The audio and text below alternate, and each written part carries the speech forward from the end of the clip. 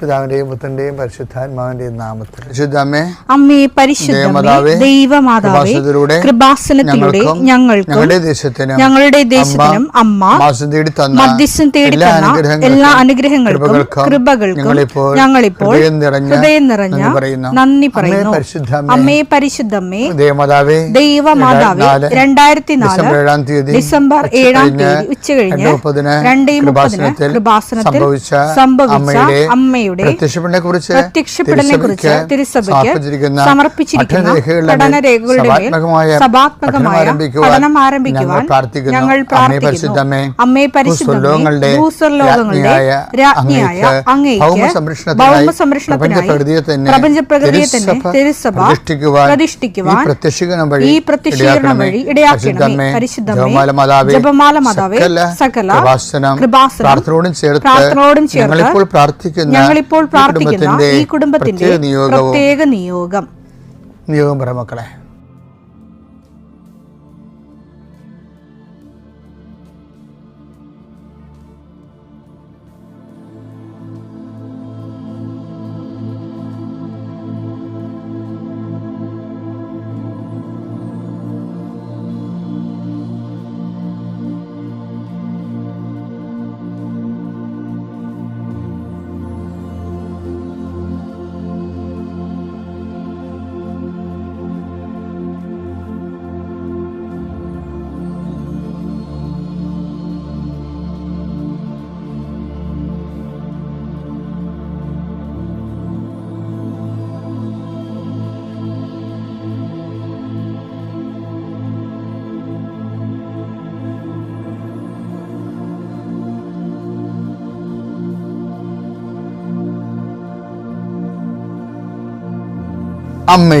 അമ്മയുടെ പ്രത്യക്ഷീകരണത്തിന്റെ ഈ അനുഗ്രഹവേളയിൽ ഞങ്ങൾക്ക് സാധിച്ചു തരുവാൻ കനിയണമേ.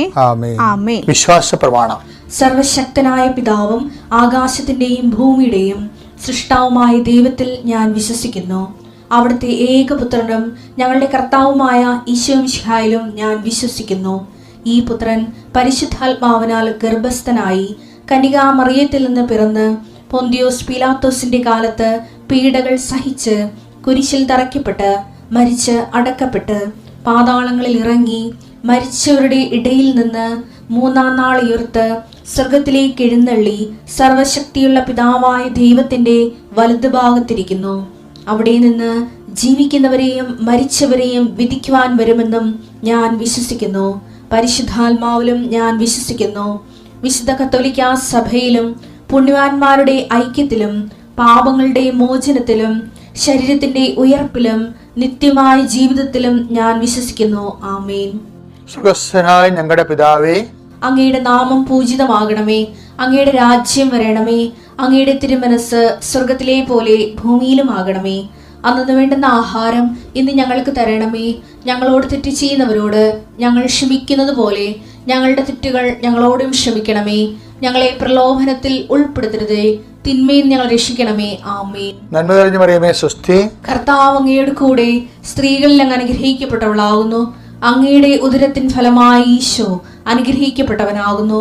പരിശുദ്ധ മറിയമേ, തമ്പുരാന്റെ അമ്മേ, പാപികളായ ഞങ്ങൾക്ക് വേണ്ടി ഇപ്പോഴും ഞങ്ങളുടെ മരണസമയത്തും തമ്പുരാനോട് അപേക്ഷിക്കണമേ. ആമേൻ. കർത്താവേ, നിന്റെ ഉന്നതമായ നാമത്തിന് സ്തോത്രം ചെയ്യുന്നു. കർത്താവേ, നിന്റെ വിശുദ്ധ പൗരോഹിത്യത്തെ മഹത്വപ്പെടുത്തണം. കർത്താവേ, സഭയിലുള്ള സാന്നിധ്യം പ്രകടമാക്കണം.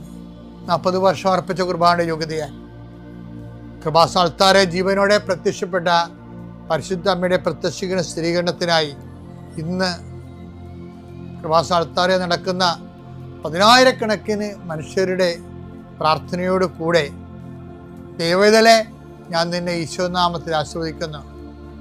കർത്താവേ, ജോലിയില്ലാത്തവര്, വീടില്ലാത്തവര്, ജീവിതത്തിൽ കലഹങ്ങളും ഭിന്നതകൊണ്ട് പിരിഞ്ഞു താമസിക്കുന്ന ജീവിത പങ്കാളികളെ, കുഞ്ഞുങ്ങളുടെ തെറ്റായ അവസ്ഥകൾ കണ്ട് വിഷമിക്കുന്ന മാതാപിതാക്കന്മാരെ, ശാരീരികമായ രോഗങ്ങളെ അവസരപ്പെടുന്നതും രോഗം ആകുന്നതിന് സമയമെടുക്കുന്നില്ലെന്ന് ഓർത്ത് ഉത്കണ്ഠപ്പെടുന്നവരെയും സമർപ്പിച്ച് പ്രാർത്ഥിക്കുന്നു. ഇന്ന് യാത്ര ചെയ്യുന്നവരെ ഇന്നത്തെ യാത്രയ്ക്ക് വേണ്ടി വിധവിധമായ ഒരുക്കിയിരിക്കുന്ന ലക്ഷ്യങ്ങൾ, കണ്ടുമുട്ടുന്ന വ്യക്തികൾ, സംസാരിക്കുന്ന സംഭാഷണങ്ങൾ, എഴുതുന്ന രേഖകൾ, ഒപ്പിടുന്ന ഡോക്യുമെൻറ്റുകൾ,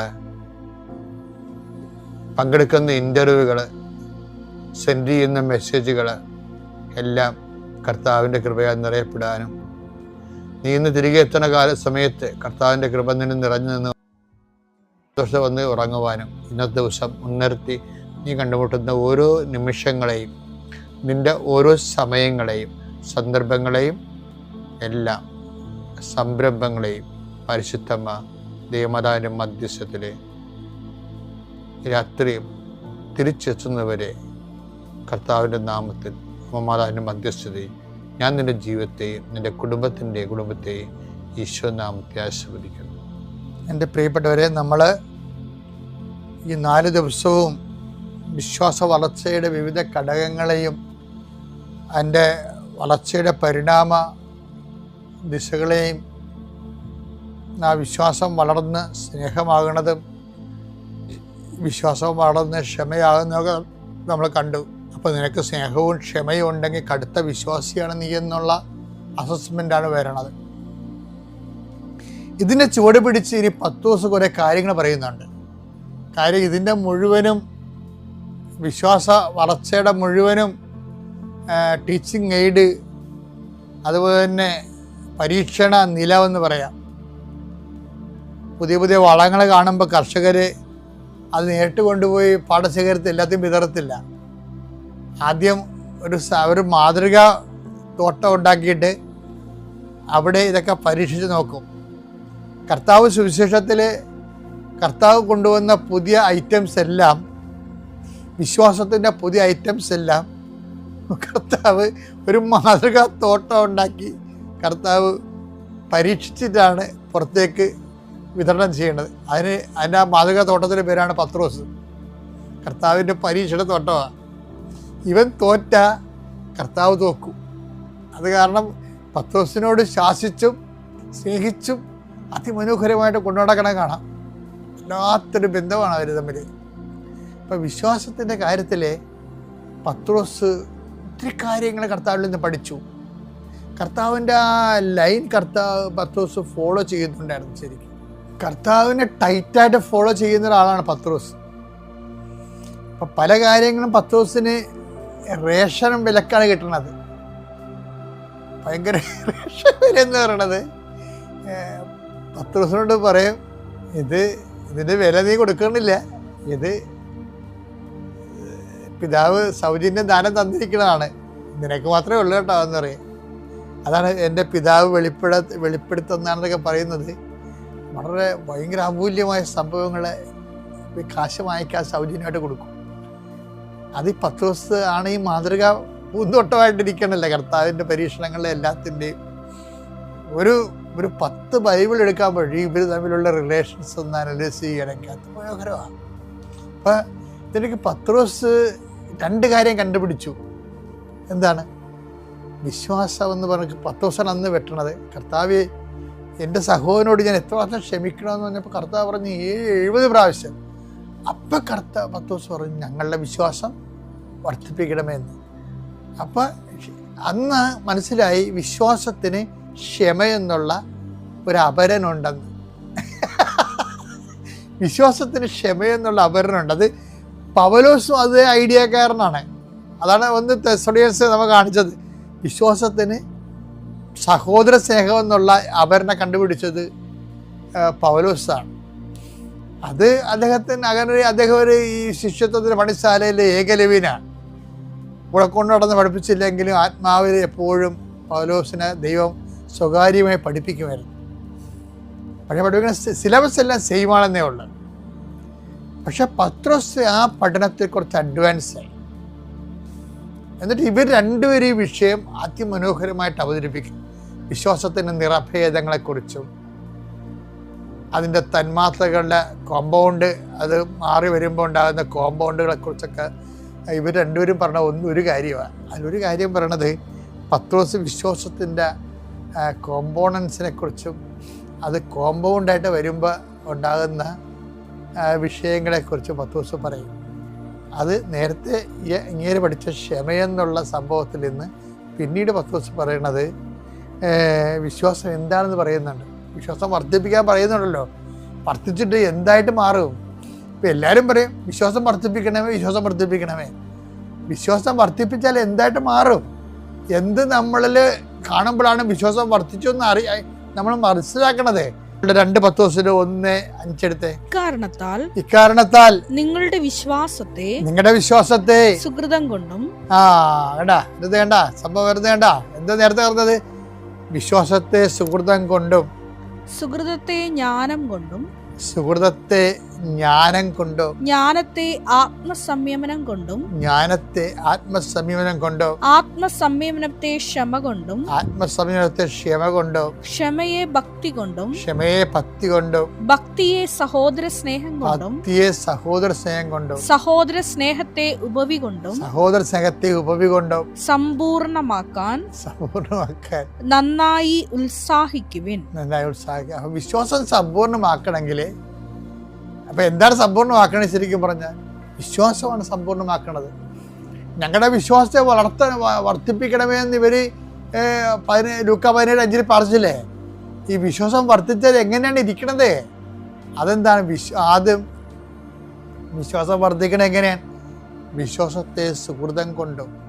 ഈ ഉടമ്പടിയിലൊക്കെ ഇത്രയും രാത്രിയും പകലും കൃപാസനത്തിൽ ആൾക്കാർ വരികയും ഉടമ്പടിയിൽ ആൾക്കാർ ജീവിക്കുകയും ചെയ്യുന്നതിൻ്റെ കാരണം ഈ വിശ്വാസത്തിൻ്റെ ജീവിത കളരിയിൽ സുഹൃതങ്ങൾ ഒത്തിരി മനുഷ്യർ അഭ്യർത്ഥിക്കുന്നുണ്ട്.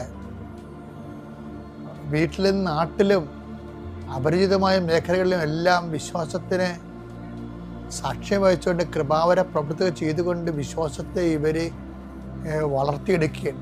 അപ്പോൾ നമ്മൾ നേരത്തെ ദിവസങ്ങളിൽ കണ്ടത് എന്താണ്? വിശ്വാസത്തിൻ്റെ അപരന്മാരെന്തൊക്കെയാണ്? വിശ്വാസത്തിൻ്റെ പരിഷ്കൃത രൂപങ്ങൾ, വിശ്വാസത്തിൻ്റെ റിഫൈൻഡ് ആയിട്ടുള്ള വിശ്വാസത്തിൻ്റെ എന്താ വെച്ചാൽ സംസ്കൃത രൂപങ്ങൾ. വിശ്വാസത്തിൻ്റെ സംസ്കൃത രൂപങ്ങളെന്ന് പറയുമ്പോൾ ഒന്നെന്താണ്? പരസ്പര സ്നേഹം. വിശ്വാസത്തിൻ്റെ സംസ്കൃത രൂപം 2 എന്താണ്? ക്ഷമ. നമ്മളത് ഇന്നലെ കണ്ടായിരുന്നു. ക്ഷമയെന്ന് പറഞ്ഞാൽ എന്താണ്? സഹിക്കുന്ന സ്നേഹത്തിനാണ് ക്ഷമയെന്ന് പറഞ്ഞാൽ. അപ്പോൾ നമുക്ക് നഷ്ടമാണ് ശരിക്കും പറഞ്ഞാൽ. സ്നേഹം തന്നെയാണ്, പക്ഷെ അതിനകത്തൊരു സഹനമുണ്ട്. അതുകൊണ്ട് സഹിക്കുന്ന സ്നേഹമാണ് വിശ്വാസം അല്ലെങ്കിൽ ക്ഷമ. അതും ശരിക്കും പറഞ്ഞാൽ വിശ്വാസം തന്നെയാണ്. ഇപ്പം എന്താ ഒരു കുഴപ്പം വന്നിരിക്കണമെന്ന് വെച്ച് കഴിഞ്ഞാൽ ഈ വിശ്വാസം എന്നുള്ളത് ആശയപരമായ എന്തോ വിഷയമായിട്ടാണ് പലരുടെയും തിരക്കേറിയിരിക്കുന്നത്. എന്നല്ല, ഇത് യേശുക്രിസ്തു എന്ന് പറഞ്ഞൊരു റിഡംറ്റീവ് പ്രോജക്റ്റിൻ്റെ ആ ഒരു പേഴ്സണിൻ്റെ അടിസ്ഥാനത്തിലുള്ള വിശ്വാസ പ്രക്രിയ അല്ലെങ്കിൽ മുന്നേറ്റങ്ങളിൽ വരുന്നതാണ് എന്താണ്? 1 സ്നേഹം, അതും വിശ്വാസം തന്നെ. 2 ക്ഷമ നമ്മൾ കണ്ടു. ഇപ്പം എന്താ പറയണത്? വിശ്വാസത്തെ സുഹൃതം കൊണ്ടും. സുഹൃതം എന്ന് പറഞ്ഞു കഴിഞ്ഞാൽ സൽപ്രവൃത്തികൾ അല്ലെങ്കിൽ കൃപാവര പ്രവൃത്തികൾ. പിന്നെന്താ? വിശ്വാസത്തെ സുഹൃതം കൊണ്ടും സുഹൃതത്തെ ജ്ഞാനം കൊണ്ടും. ഇപ്പോൾ സുഹൃതം ഇങ്ങനെ കൂട്ടി വരുമ്പോൾ എന്തുമാത്രം സുഹൃതങ്ങളാണ് ആൾക്കാർ ചെയ്ത് കൊടുക്കുക. ഇപ്പോൾ പണ്ട് നന്മ മലകളെന്നൊക്കെ പറഞ്ഞ് എന്തുമാത്രം മരങ്ങളിവിടെ വാടിക്കൊഴിഞ്ഞ് വീണ മണ്ണാണിത്. ഇപ്പോൾ നന്മ മരങ്ങളൊന്നും ഇതിനെക്കുറിച്ച് കേൾക്കണില്ലല്ലോ. ആ സുഹൃതങ്ങളുടെ ഒരു പ്രശ്നം എന്ന് വെച്ച് കഴിഞ്ഞാൽ സുഹൃതത്തെ എന്താണ്? ജ്ഞാനം കൊണ്ട്. അല്ല, കേവലം ഒരു മനുഷ്യന് ഒരു സുഹൃതം ചെയ്യുന്നതിന് അടിസ്ഥാനങ്ങളുണ്ടാകണം. സുവിശേഷ സുഹൃതത്തിൻ്റെ അടിസ്ഥാനം എന്താണ്? ക്രിസ്തുവാണ്. അപ്പം ക്രിസ്തു കേന്ദ്രീകൃതമായ പ്രവർത്തനങ്ങളാണ് ജ്ഞാനത്തിൽ വരുന്നത്. ജ്ഞാനം എന്ന് പറയുന്നത് അനുഭവം, അറിവും ആ എന്തിനു വേണ്ടിയാണ് ഇപ്പോൾ സുഹൃതം ചെയ്യുന്നത്, സുഹൃതം ഒരാൾ ചെയ്യണത് എന്തിനു വേണ്ടിയാണ്? ക്രിസ്തുവിൻ്റെ നാമത്തെ മഹത്വപ്പെടുത്താൻ. അതാണ് എൻ്റെ ജ്ഞാനം എന്ന് പറയുന്നത്. ക്രിസ്തുവിൻ്റെ നാമത്തെ മഹത്വപ്പെടുത്താൻ അല്ലെങ്കിൽ ഇപ്പം ചില ആൾക്കാരെ വോട്ട് ചെയ്യാൻ വേണ്ടി സൈക്കിൾ കാറ് പിടിച്ചാൽ കൊണ്ടുപോകത്തില്ലേ? വോട്ട് ചെയ്ത് കഴിയുമ്പോൾ പിന്നെ ആ കാറും ഉണ്ടാകത്തില്ല, സൈക്കിളും ഉണ്ടാകത്തില്ല. അങ്ങനെ സുഹൃത്തം ചെയ്യുന്ന ആൾക്കാരില്ലേ നാട്ടിൽ? അതുപോലെ ജ്ഞാനമില്ല അതിനകത്ത്. നമുക്ക് സുഹൃത്തം ചെയ്യുമ്പോൾ ഒരു ജ്ഞാനമുണ്ട്. എന്താണ്? ക്രിസ്തുവിൻ്റെ നാമത്തെ മഹത്വപ്പെടുത്തുന്നതിന് വേണ്ടിയും ദൈവവചനത്തിൻ്റെ പൂർത്തീകരണത്തിന് വേണ്ടിയാണ് നമ്മൾ സൽപ്രവൃത്തികൾ ചെയ്യുന്നത്. ഇനിയിപ്പോൾ അടുത്ത ദിവസം പറയാം. ഇത് ഓരോ ദിവസം കേട്ടാൽ മതി. ഇപ്പം നിങ്ങൾ അതായത് ആദ്യം നമ്മൾ വിശ്വാസം സ്നേഹമാണെന്ന് കണ്ടു, വിശ്വാസം ക്ഷമയാണെന്ന് കണ്ടു, ഇപ്പോൾ വിശ്വാസം സുഹൃതമാണെന്ന് കണ്ടു, വിശ്വാസം ജ്ഞാനമാണെന്ന് കണ്ടു. അപ്പം നിങ്ങൾക്ക് ജ്ഞാനം ഉണ്ടെങ്കിൽ, സുഹൃതം ഉണ്ടെങ്കിൽ, ക്ഷമയുണ്ടെങ്കിൽ, സ്നേഹമുണ്ടെങ്കിൽ നിങ്ങൾ കടുത്ത വിശ്വാസിയാണെന്ന് അർത്ഥം. ഇതിൽ കടികാരവുമേറി ഈ പരിശുദ്ധവും പരിപാവനവുമായ ഈ പുണ്യ അൾത്താരയിൽ പ്രത്യക്ഷയായ പരിശുദ്ധ ജീവനോട് പ്രത്യക്ഷയായ പരിശുദ്ധ അമ്മയ്ക്കും തിരുക്കുമാരനും എൻ്റെ ഹൃദയത്തിൽ നിന്ന് ആത്മാർത്ഥമായ നന്ദിയും അമ്മയോടുള്ള തിരുക്കുമാരനോട് കടപ്പാടും രേഖപ്പെടുത്തുവാൻ എന്നെ ഈ വേദിയിൽ, ഈ പരിശുദ്ധമായ ഈ വേദിയിൽ എന്നെ സാക്ഷിയാക്കിയതിന് നന്ദി പറയാനുമുള്ള ഒരവസരമായി ഞാനിതിന് കരുതുകയാണ്. എൻ്റെ പേര് ബിജു LT. ഞാൻ കുണ്ട്ര കുമ്പളം സെൻറ്റ് മൈക്കിൾ ഇടവക ദേവാലയത്തിൽ നിന്ന് വരുന്നു. എനിക്ക് കൃപാസനത്തെക്കുറിച്ച് എൻ്റെ ഒരു ആൻറ്റി പറഞ്ഞാണ് ഞാൻ അറിയുന്നത്. അത് പറഞ്ഞത് ഇങ്ങനെയായിരുന്നു: ഉടനടി പരിഹാരം നൽകുന്ന ഉടമ്പടി എന്നൊരു സമ്പ്രദായം നടക്കുന്ന കൃപാസനം എന്നൊരു സ്ഥലം. അപ്പോൾ ഞാനൊന്ന് പരീക്ഷിച്ച് നോക്കാൻ വേണ്ടി ഇവിടെ വന്നിരുന്നു. ഞാൻ 15/10/2022 വന്ന് ഉടമ്പടി എടുത്തു. ഉടമ്പടി എടുക്കുമ്പോൾ ഈ ഉടമ്പടിയെക്കുറിച്ചിട്ട് ഒരു കവനൻ്റ് എന്താണെന്ന്, അല്ലെങ്കിൽ ഒരു എഗ്രിമെൻറ്റും കവനൻ്റ് തമ്മിലുള്ള വ്യത്യാസം എന്തുവാണെന്നൊന്നും ഞാൻ കൃത്യമായിട്ടൊന്നും പഠിച്ചിട്ടല്ല ഇവിടെ വന്നത്. ഞാൻ വന്ന് ഒരു ഉടമ്പടി എടുത്തു. ഉടനടി പരിഹാരം കിട്ടുമെങ്കിൽ കിട്ടട്ടെ, നടക്കുന്നെങ്കിൽ നടക്കട്ടെ എന്ന് മാത്രം വിചാരിച്ചുകൊണ്ട് ഞാനിവിടെ ഒന്ന് ഉടമ്പടി എടുത്തു. ഉടമ്പടി എടുത്തിട്ട് ഉടമ്പടിയിൽ ഞാൻ വളരെ ഉളപ്പി ഞാൻ പോയി. കൃത്യമായി പ്രത്യക്ഷീകരണ പ്രാർത്ഥന പോലും ഞാൻ ചെല്ലാതിരുന്നു. കാരണം ഞാൻ അന്ന് എനിക്ക് പ്രത്യേകിച്ച് നിയോഗങ്ങളായിട്ടൊന്നുമില്ലായിരുന്നു, ചുമ്മാ ഒന്ന് വന്നു പോയി. പക്ഷേ അമ്മ എൻ്റെ പിന്നാലെ സഞ്ചരിച്ചു കൊണ്ടിരിക്കുകയായിരുന്നെന്ന് ഞാൻ പിന്നീടത് മനസ്സിലാക്കി. ഞാൻ ഉടമ്പടിയിൽ നിന്ന് മാറി നിൽക്കുമ്പോഴുമൊക്കെ ഞാൻ ജോലി ചെയ്യുന്നത് കേരള ഫോറസ്റ്റ് ഡിപ്പാർട്ട്മെൻറ്റിൽ ബീറ്റ് ഫോറസ്റ്റ് ഓഫീസറായിട്ടാണ്. എൻ്റെ ഔദ്യോഗിക ജീവിതത്തിൽ 1-2 ഇൻസിഡൻറ്റ് എൻ്റെ അമ്മയിലേക്ക് വളരെയധികം അടുപ്പിച്ചു. ഞാൻ ഉടമ്പടി എടുത്തിട്ട് പോയ ഞാൻ തിരിച്ച് അമ്മയുടെ മുമ്പിൽ വരുന്നത് എനിക്ക് ഒരു സുഖമില്ലാത്ത അവസ്ഥയിലായിരുന്നു. ഞങ്ങളുടെ ക്യാമ്പ് ഷെഡ് ഉൾക്കാടുകളിലാണ്. അവിടെ ഷെഡിൽ ഇൻസ്പെക്ഷന് വേണ്ടി പോയ സമയത്ത് അവിടെ ആനകൾ കയറാതിരിക്കാൻ വേണ്ടി ആനത്താരകൾ അഥവാ എലഫൻറ്റ് ട്രഞ്ചുകൾ നിർമ്മിച്ചിരിക്കും. നമുക്ക് ക്വാർട്ടേഴ്സിൽ കിടക്കുമ്പോൾ ആനകൾ വന്ന് ശല്യം ചെയ്യാതിരിക്കാൻ വേണ്ടി എലഫൻറ്റ് ട്രഞ്ച് തയ്യാറാക്കിയിരിക്കും. ആ എലഫൻറ്റ് ട്രഞ്ചിലൂടെ നമുക്ക് കടന്നു പോകാൻ വേണ്ടി പാഴ്ത്തടികളിട്ടാണ് നമ്മൾ ക്രോസ് ഇട്ടിരുന്നത്. ആനകൾ കയറിയ വലിയ ബലമുള്ള തടികളിട്ടാൽ ആനകൾ കയറും. അതുകൊണ്ട് പാഴ്ത്തടികളിട്ടാണ് നമ്മൾ ക്രോസിന് ഇട്ടിരിക്കുന്നത്. ആ തടിയിൽ ചവിട്ടി ഞാൻ എൻ്റെ ക്വാർട്ടേഴ്സിലേക്ക് പോകാൻ വേണ്ടി, ക്യാമ്പ് ഷെഡിലേക്ക് പോകാൻ വേണ്ടി ചെന്നപ്പോൾ ആ തടി നടുക്ക് വെച്ച് ഒടിഞ്ഞ് ഞാൻ ആനത്താരയിൽ ആ കല്ലും പുറത്ത് 10 അടി താഴ്ചയിൽ എൻ്റെ ചെവി ഇടിച്ച് മറിഞ്ഞു വീണു. ചെവിയുടെ ഇത്രയും ഭാഗം എനിക്ക് ഊതി അടച്ചതുപോലെ തോന്നി. എന്നെ പെട്ടെന്ന് തന്നെ എൻ്റെ കൂടെയുള്ള സ്റ്റാഫുകളെല്ലാം കൂടി എന്നെ പുനലൂർ താലൂക്ക് ആശുപത്രിയിൽ കൊണ്ടുവന്നു. ഞാൻ അന്ന് വർക്ക് ചെയ്യുന്നത് നമ്മുടെ കൊല്ലം ജില്ലയിൽ തമിഴ്നാടിൻ്റെ ബോർഡറിലുള്ള ഭാഗമായ അച്ചൻകോവിൽ ഡിവിഷനിലായിരുന്നു.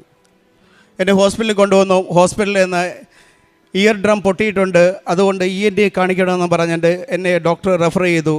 ഞാൻ വീട്ടിൽ വന്നു. പിറ്റേ ദിവസം രാവിലെ എനിക്ക് നടക്കാനൊന്നും പറ്റത്തില്ല. എൻ്റെ ദേഹം മൊത്തം വേദനയായിരുന്നു, ചെവിക്കുമെല്ലാം വേദനയുണ്ട്. അങ്ങനെ എൻ്റെ ഓഫീസർ എൻ്റെ ഒരു സ്റ്റാഫിനെ പറഞ്ഞു വിട്ടു. അദ്ദേഹം വന്ന് എന്നെ വണ്ടിയിൽ കൊണ്ടുപോയി. ഞാൻ ENT പോയി കണ്ടു.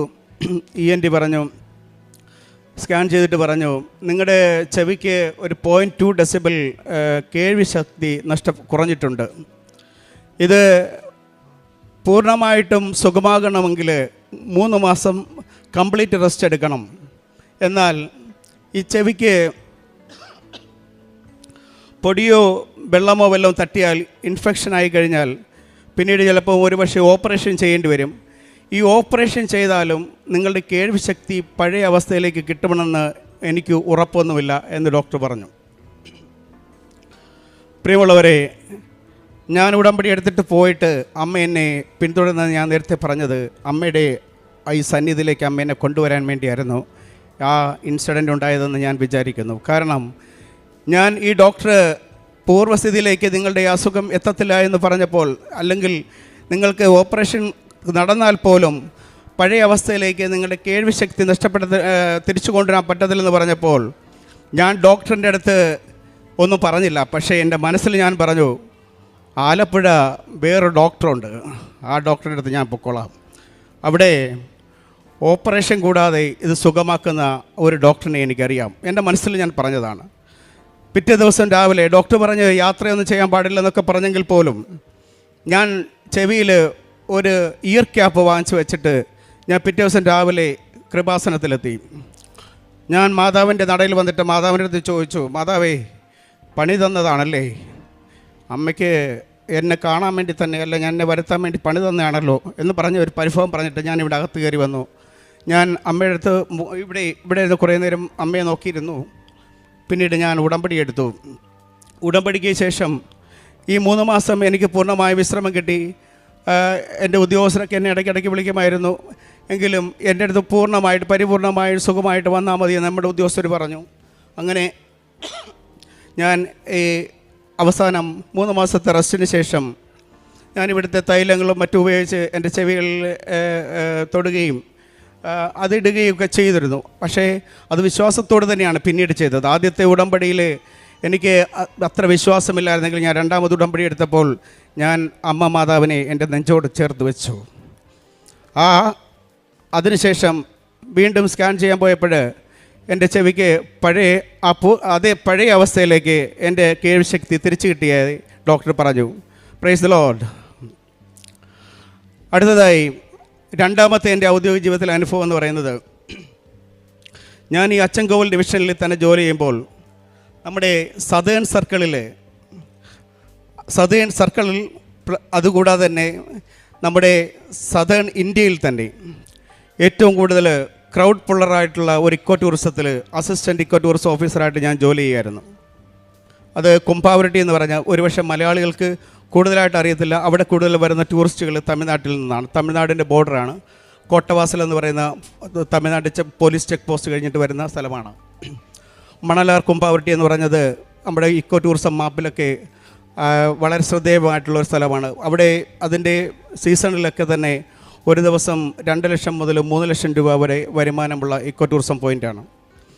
ഏകദേശം 5000-ഓളം ഒക്കെ ആൾക്കാർ സീസണിൽ വരുന്ന സ്ഥലമാണ്.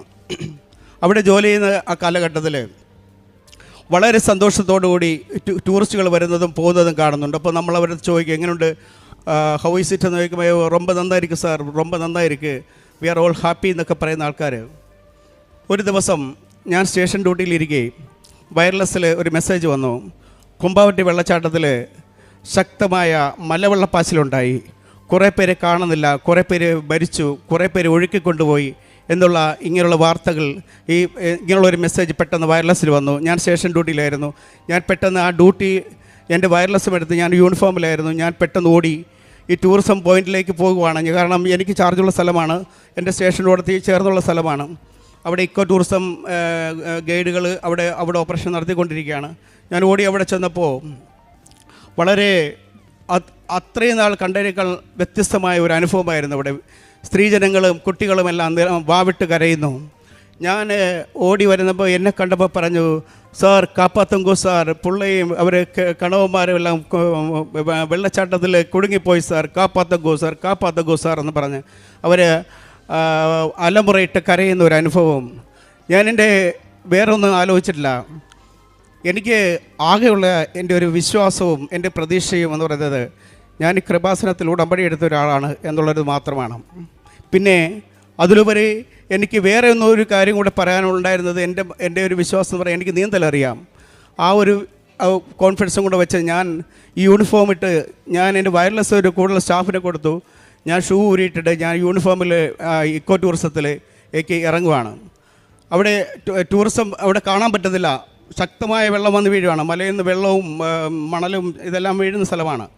എൻ്റെ ജീവൻ തന്നെ അപകടത്തിലാണെന്ന് എനിക്ക് സ്വയം അറിയാമെങ്കിൽ പോലും എനിക്ക് ചാർജുള്ളൊരു സ്ഥലമായതുകൊണ്ടും എൻ്റെ ഡിപ്പാർട്ട്മെൻറ്റിലുള്ള എൻ്റെ കടപ്പാട് കൊണ്ടും ഞാൻ ആ വെള്ളത്തിൽ ഇറങ്ങിക്കൊണ്ടിരിക്കുമ്പോൾ എന്നെ ഒത്തിരി പേര് വന്ന് തടഞ്ഞു. കൂടുതലുള്ള സ്റ്റാഫുകളും മറ്റേ അവിടെ നിന്ന് ആൾക്കാരൊക്കെ പറഞ്ഞു, സാർ ഇറങ്ങല്, അപകടമാണ് സാർ, മരണം വരെ സംഭവിക്കും സാർ, ഇറങ്ങരുത് എന്നിട്ട് പറഞ്ഞു. പക്ഷേ എനിക്കൊരു ഉൾപ്രേരണ ഉണ്ടായി.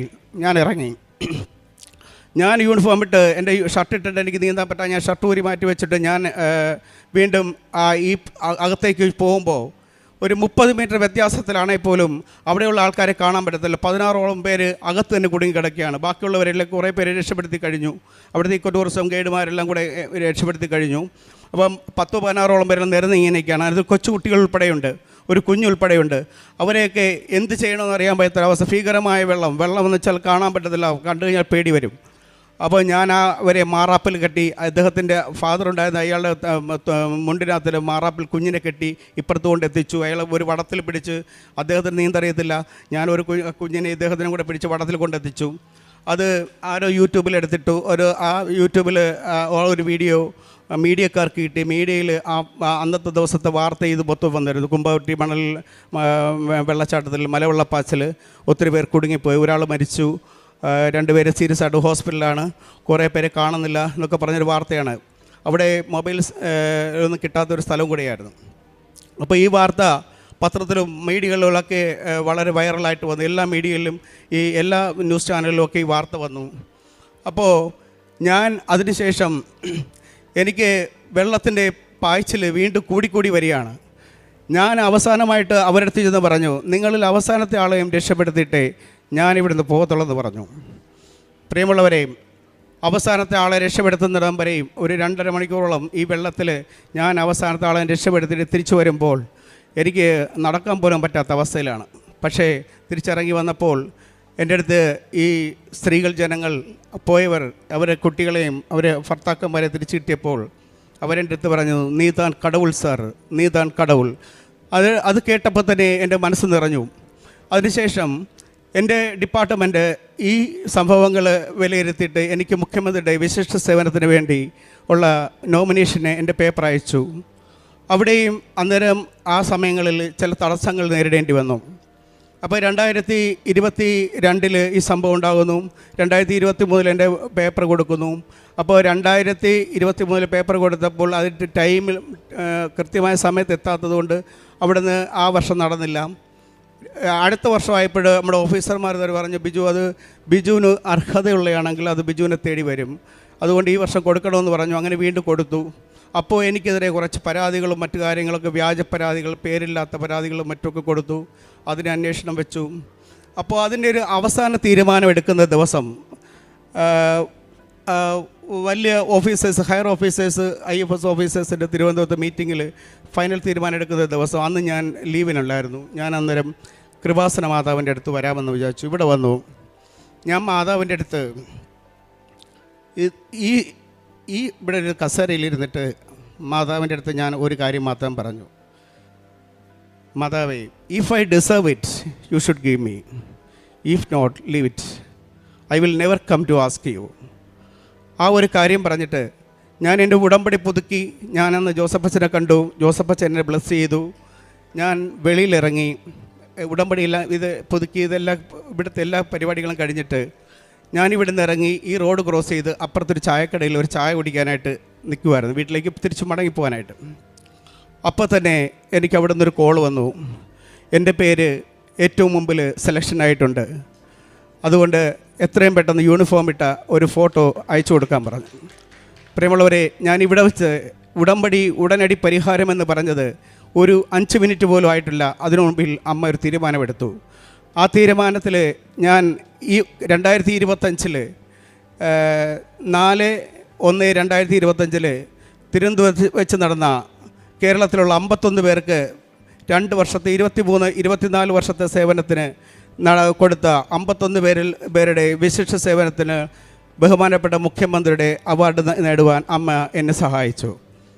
അപ്പോൾ ആ ഒരു കാര്യത്തിൽ പോലും എനിക്കുണ്ടായ ഒരു അനുഭവം, എൻ്റെ ഔദ്യോഗിക ജീവിതത്തിൽ ഒരു രക്ഷാപ്രവർത്തനം നടത്തുന്നത് അമ്മ എന്നെ അപ്രാപ്യമായ പാറയിലേക്ക്, ഒരു സർക്കാർ ഉദ്യോഗസ്ഥന് കിട്ടാവുന്ന ജീവിതത്തിലെ ഏറ്റവും വലിയ ഒരു അവാർഡാണ് ബഹുമാനപ്പെട്ട കേരള മുഖ്യമന്ത്രിയുടെ വിശിഷ്ട സേവനത്തിലുള്ള അവാർഡ്.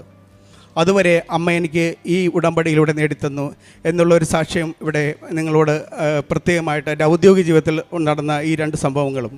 കൂടാതെ ഞാൻ എൻ്റെ ഇടയ്ക്ക് എൻ്റെ ഡിപ്പാർട്ട്മെൻറ്റിൽ ഞാൻ 10-20 വർഷമായിട്ട് നമ്മൾ കമ്പനിയിലൊക്കെ കൂടുമ്പോൾ ഇടയ്ക്ക് മദ്യമൊക്കെ ഉപയോഗിക്കാറുണ്ടായിരുന്നു.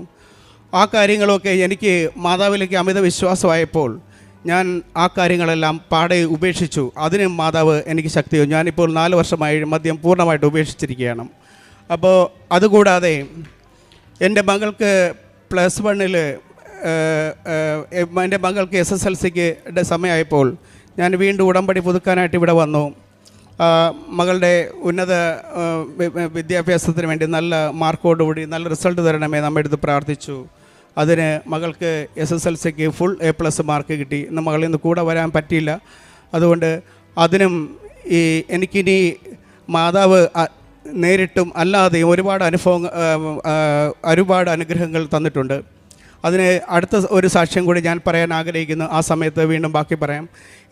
ഞാൻ പ്രേക്ഷിത പ്രവർത്തനം ചെയ്യുമെന്ന് പറഞ്ഞാൽ ഞാൻ കൃപാസനത്തിലേക്ക് പാവപ്പെട്ട ആൾക്കാർക്ക് വന്നെത്തിച്ചേരാൻ പറ്റാത്ത ആൾക്കാർക്ക് ഞാൻ എൻ്റെ പേര് വെളിപ്പെടുത്താത്ത രീതിയിൽ ഞാൻ ഈ വണ്ടിയിൽ അവർ കൊണ്ടുവരുന്ന സമയത്ത് ഞാൻ അവർക്ക് പൈസ കൊടുത്തിടും. ഒരാൾക്ക് 700 രൂപ വെച്ചിട്ടാണ് ഉള്ള ഫുൾ ചിലവ്.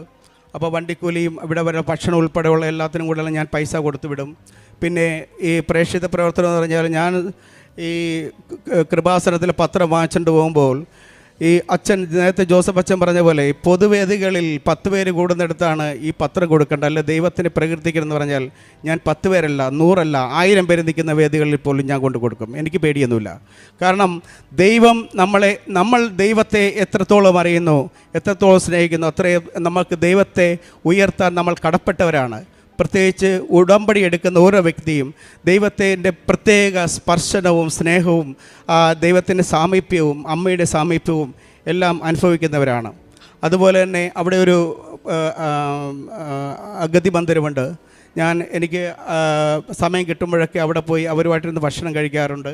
അവർക്കും ഞാൻ എന്നെകളൊക്കെ ഒന്ന് സാമ്പത്തിക സഹായം ചെയ്യാറുണ്ട്. എൻ്റെ ആത്മീയ ജീവിതവുമായി ബന്ധപ്പെട്ട് എനിക്ക് ഞായറാഴ്ചകളിലൊക്കെ പള്ളിയിൽ പോകാൻ പറ്റത്തുള്ളൂ. ഡെയിലി ഞാൻ നിൽക്കുന്ന ജോലി സ്ഥലത്ത് അടുത്ത് പള്ളിയൊന്നുമില്ല. ഇപ്പോൾ ഞായറാഴ്ചകളിൽ ഞാൻ മുടങ്ങാതെ പള്ളിയിൽ പോവും.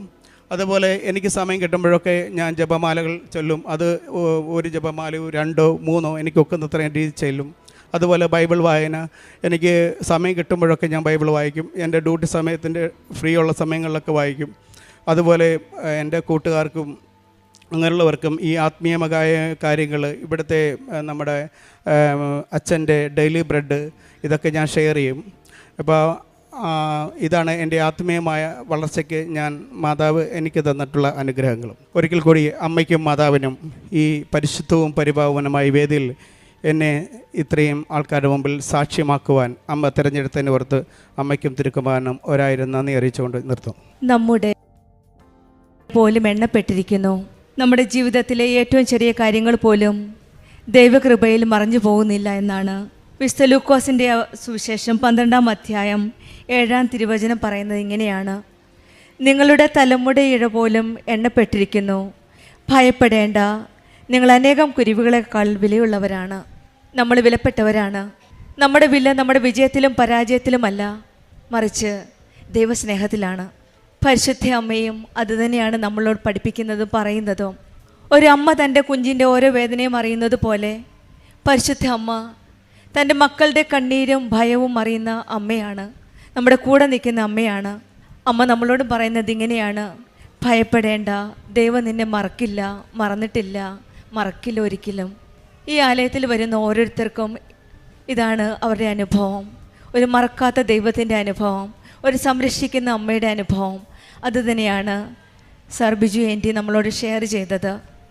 വനംവകുപ്പ് ഉദ്യോഗസ്ഥനായ ഈ മകൻ, ഈ സഹോദരൻ ഡ്യൂട്ടിക്കിടയിലുണ്ടായിരുന്ന ഒരു വലിയൊരു ഒരു സാഹചര്യമാണ് നമ്മളോട് ഷെയർ ചെയ്തത്. എലിഫൻ്റ് ട്രെഞ്ചിൽ നിന്ന് മറിഞ്ഞു വീണപ്പോൾ ഈ എട്രം പൊട്ടി പിന്നീടുണ്ടായിരുന്ന ഡീറ്റെയിൽസ് എല്ലാം സഹോദരൻ നമ്മളോട് ഷെയർ ചെയ്ത് കഴിഞ്ഞു. പക്ഷെങ്കിൽ ഈ മകൻ ആദ്യമേ പറഞ്ഞത് ഉടമ്പടി ഒരു പരിഹാരം, ഉടനടി നൽകുന്ന ഒരു പരിഹാരമാണ്. അതറിയാനായിട്ടായിരുന്നു ആദ്യമായി ഈ ആലയത്തിലെത്തിയത്. പിന്നീട് ഒരു സാഹചര്യം സ്വന്തം ജീവിതത്തിൽ വന്നപ്പോൾ ഈ മകന് വീണ്ടും അമ്മയുടെ അരികിലേക്ക് വരാനായിട്ടും ഇവിടെ വന്ന് അമ്മയുടെ സന്നിധിയിൽ നിന്ന് അമ്മയെ ഒരു രീതിയിൽ തിരിച്ചു കൊണ്ടുവന്നാണെന്നാണ് ഈ സഹോദരൻ പറഞ്ഞത്. അമ്മേനെ അമ്മയുടെ സന്നിധിയിലേക്ക് തിരിച്ചു കൊണ്ടുവരികയായിരുന്നു. അങ്ങനെ ആ കേൾവിശക്തി പൂർണ്ണമായി ലഭിക്കില്ല എന്ന് ഡോക്ടേഴ്സ് എഴുതിയപ്പോഴും പിന്നീടാണ് ഈ മകൻ അത് വിശ്വസിച്ചത്. ആലപ്പുഴയിൽ ഒരു ഡോക്ടറുണ്ട്, ആ ഡോക്ടർ എന്നെ സുഖപ്പെടുത്തുമെന്ന്. അങ്ങനെയാണ് ഡോക്ടർ പറ്റില്ല എന്ന് പറയുന്ന സാഹചര്യത്തിൽ ഈ മകൻ പറ്റും എന്ന് വിശ്വസിച്ചുകൊണ്ടാണ് ഈ ആലയത്തിൽ വന്ന് ഉടമ്പടി എടുത്തത്. പിന്നീടുള്ള ദിവസങ്ങളിൽ തൈലം തേച്ച് വിശ്വാസ പ്രമാണം ചൊല്ലി ഉടമ്പടി ജീവിതം മുന്നോട്ട് നയിച്ചു. പിന്നെ രണ്ടാമത് പുതുക്കിയപ്പോഴാണ് കൂടുതൽ വിശ്വസ്തയോടെ ഉടമ്പടി നിബന്ധനകൾ പാലിക്കുവാൻ പറ്റിയത്. അമ്മയെ ചേർത്ത് വെച്ച് പ്രാർത്ഥിച്ചു എന്നാണ് ഈ സഹോദരൻ നമ്മളോട് ഷെയർ ചെയ്തത്. പിന്നീടുണ്ടായിരുന്ന തൻ്റെ ഡ്യൂട്ടിയുടെ സേവനത്തിൻ്റെ സമയത്തുണ്ടായിരുന്ന ഒരു നല്ല മെഡൽ ലഭിക്കുന്നതിനെ പറ്റിയാണ്. വിശിഷ്ട സേവനത്തിലുള്ള ഫോറസ്റ്റ് ഡിപ്പാർട്ട്മെൻറ്റിൽ നിന്നുള്ള മെഡലായിരുന്നു. അതും കേരള മുഖ്യമന്ത്രിയുടെ കയ്യിൽ നിന്ന് സ്വീകരിക്കണമെങ്കിൽ അത്ര ആത്മാർത്ഥതയോടെ ചെയ്ത ഒരു സേവനമായിരിക്കണം അത്. അതാണ് ആ മകൻ പറഞ്ഞത്, വെള്ളച്ചാട്ടത്തിലേക്ക് എടുത്തു ചാടാനുള്ള ശക്തി ലഭിക്കുന്നത് പരിശുദ്ധ അമ്മ ഈശോയും കൈപിടിച്ചുകൊണ്ട് മാത്രമാണ്. ചാടിപ്പോകുമ്പോൾ ഓരോ മകൻ്റെയും മകളുടെയും കണ്ണുനീര് കണ്ട് അത് കേട്ടുകൊണ്ട് നിൽക്കാനാകാതെ ആ മകൻ വെള്ളച്ചാട്ടത്തിലേക്ക് എടുത്തു ചാടി ഓരോരുത്തരെ രക്ഷപ്പെടുത്തുകയായിരുന്നു. അമ്മ കൂടെയുണ്ട് എന്നുള്ള പൂർണ്ണ വിശ്വാസമാണ് ഉടമ്പടി മക്കളുടെ ജീവിതത്തിൽ. ഈ മകനും അത് തന്നെ വിശ്വസിച്ചു, അമ്മയുണ്ടല്ലോ കൂടെ. അങ്ങനെയാണ് അവരെ രക്ഷപ്പെടുത്തിയത്. പിന്നീട് വിശിഷ്ട സേവനത്തിലുള്ള അവാർഡ് മെഡൽ ലഭിക്കുകയും ചെയ്തത്. പക്ഷെങ്കിൽ അതിനും ഒരു തടസ്സമുണ്ടായിരുന്നു അവിടെ. ആ തടസ്സത്തിന് നേരിട്ടപ്പോഴാണ് വീണ്ടും ഈ മകൻ പരിശുദ്ധ അമ്മയുടെ സന്നിധിയിൽ വന്ന് പ്രാർത്ഥിച്ചു. ഉടമ്പടി എടുത്ത് ഇവിടെ അങ്ങോട്ട് ഇറങ്ങിയപ്പോൾ തന്നെ ഇവിടെ ഉടമ്പടി ഈ സന്നിധിയിലായിരുന്നപ്പോൾ തന്നെ പെട്ടെന്ന് ഈ മകൻ വന്ന് പ്രാർത്ഥിച്ചത്, if I deserve you give me, if not leave it എന്നാണ്. അതും ദൈവേഷ്ടമനുസരിച്ച് ചെയ്യുവാനായിട്ട് അമ്മയുടെ ഹിതം പോലെ നടക്കട്ടെ എന്നാണ് ഈ മകൻ ഇവിടെ വന്ന് പ്രാർത്ഥിച്ചത്. മക്കൾ ഉടമ്പടിയിലായിരിക്കുമ്പോൾ നമ്മുടെ ഏത് സാഹചര്യമാണെങ്കിലും ശരി അതെല്ലാം സ്വീകരിക്കുവാനുള്ള ഒരു ഹൃദയം നമുക്ക് ദൈവം തരുമെന്നുള്ള വിശ്വാസത്തോടെയാണ് ഈ മകൻ ഇവിടെ വന്ന് പറഞ്ഞത്, if you desire you give me, if not leave it. അത് ദൈവേഷ്ടമനുസരിച്ച് ചെയ്യുവാനുള്ള ഒരു മനസ്ഥിതി ഈശോയും അമ്മയും ഈ മകന് കൊടുത്തു. അങ്ങനെ പറഞ്ഞ് അങ്ങ് ഇറങ്ങിയപ്പോൾ തന്നെയാണ് മകന് കോൾ വരുന്നത്, ഇത് എല്ലാ തടസ്സങ്ങളും മാറി പിന്നീട് ആ സേവനത്തിലുള്ള മെഡൽ ലഭിക്കുന്നുവെന്ന്. പിന്നീടാണ് ഈ മകൻ പറയുന്നത്, ഒരു പൂർണ്ണ വിശ്വാസമായത് ഉടമ്പടി ഉടനടി പരിഹാരമെന്ന് അമ്മ ഈ മകൻ്റെ ജീവിതത്തിൽ കാണിച്ചു കൊടുക്കുകയായിരുന്നു. പിന്നീടുണ്ടായിരുന്ന മകൻ്റെ ഓരോ കാര്യങ്ങളിലും ഉടമ്പടി ജീവിതത്തിൽ വന്നേ പിന്നെ ഒരാത്മീയമായിട്ട് ഒരു ഉണർവാണ് ഈ മകന് കിട്ടിയത്. പല ദുശീലങ്ങളിൽ നിന്നും വിടുതൽ ലഭിക്കുവാനും പരിശുദ്ധ അമ്മയുടെ ഈശോയോടും ചേർന്ന് നിന്ന് പ്രാർത്ഥിച്ചപ്പോൾ മകൻ്റെ ജീവിതത്തിൽ ഒരു ഉണർവാണ് വന്നത്. ഒരു പുതിയ തീഷ്ണത, ഒരു പുതിയ ഉണർവ്.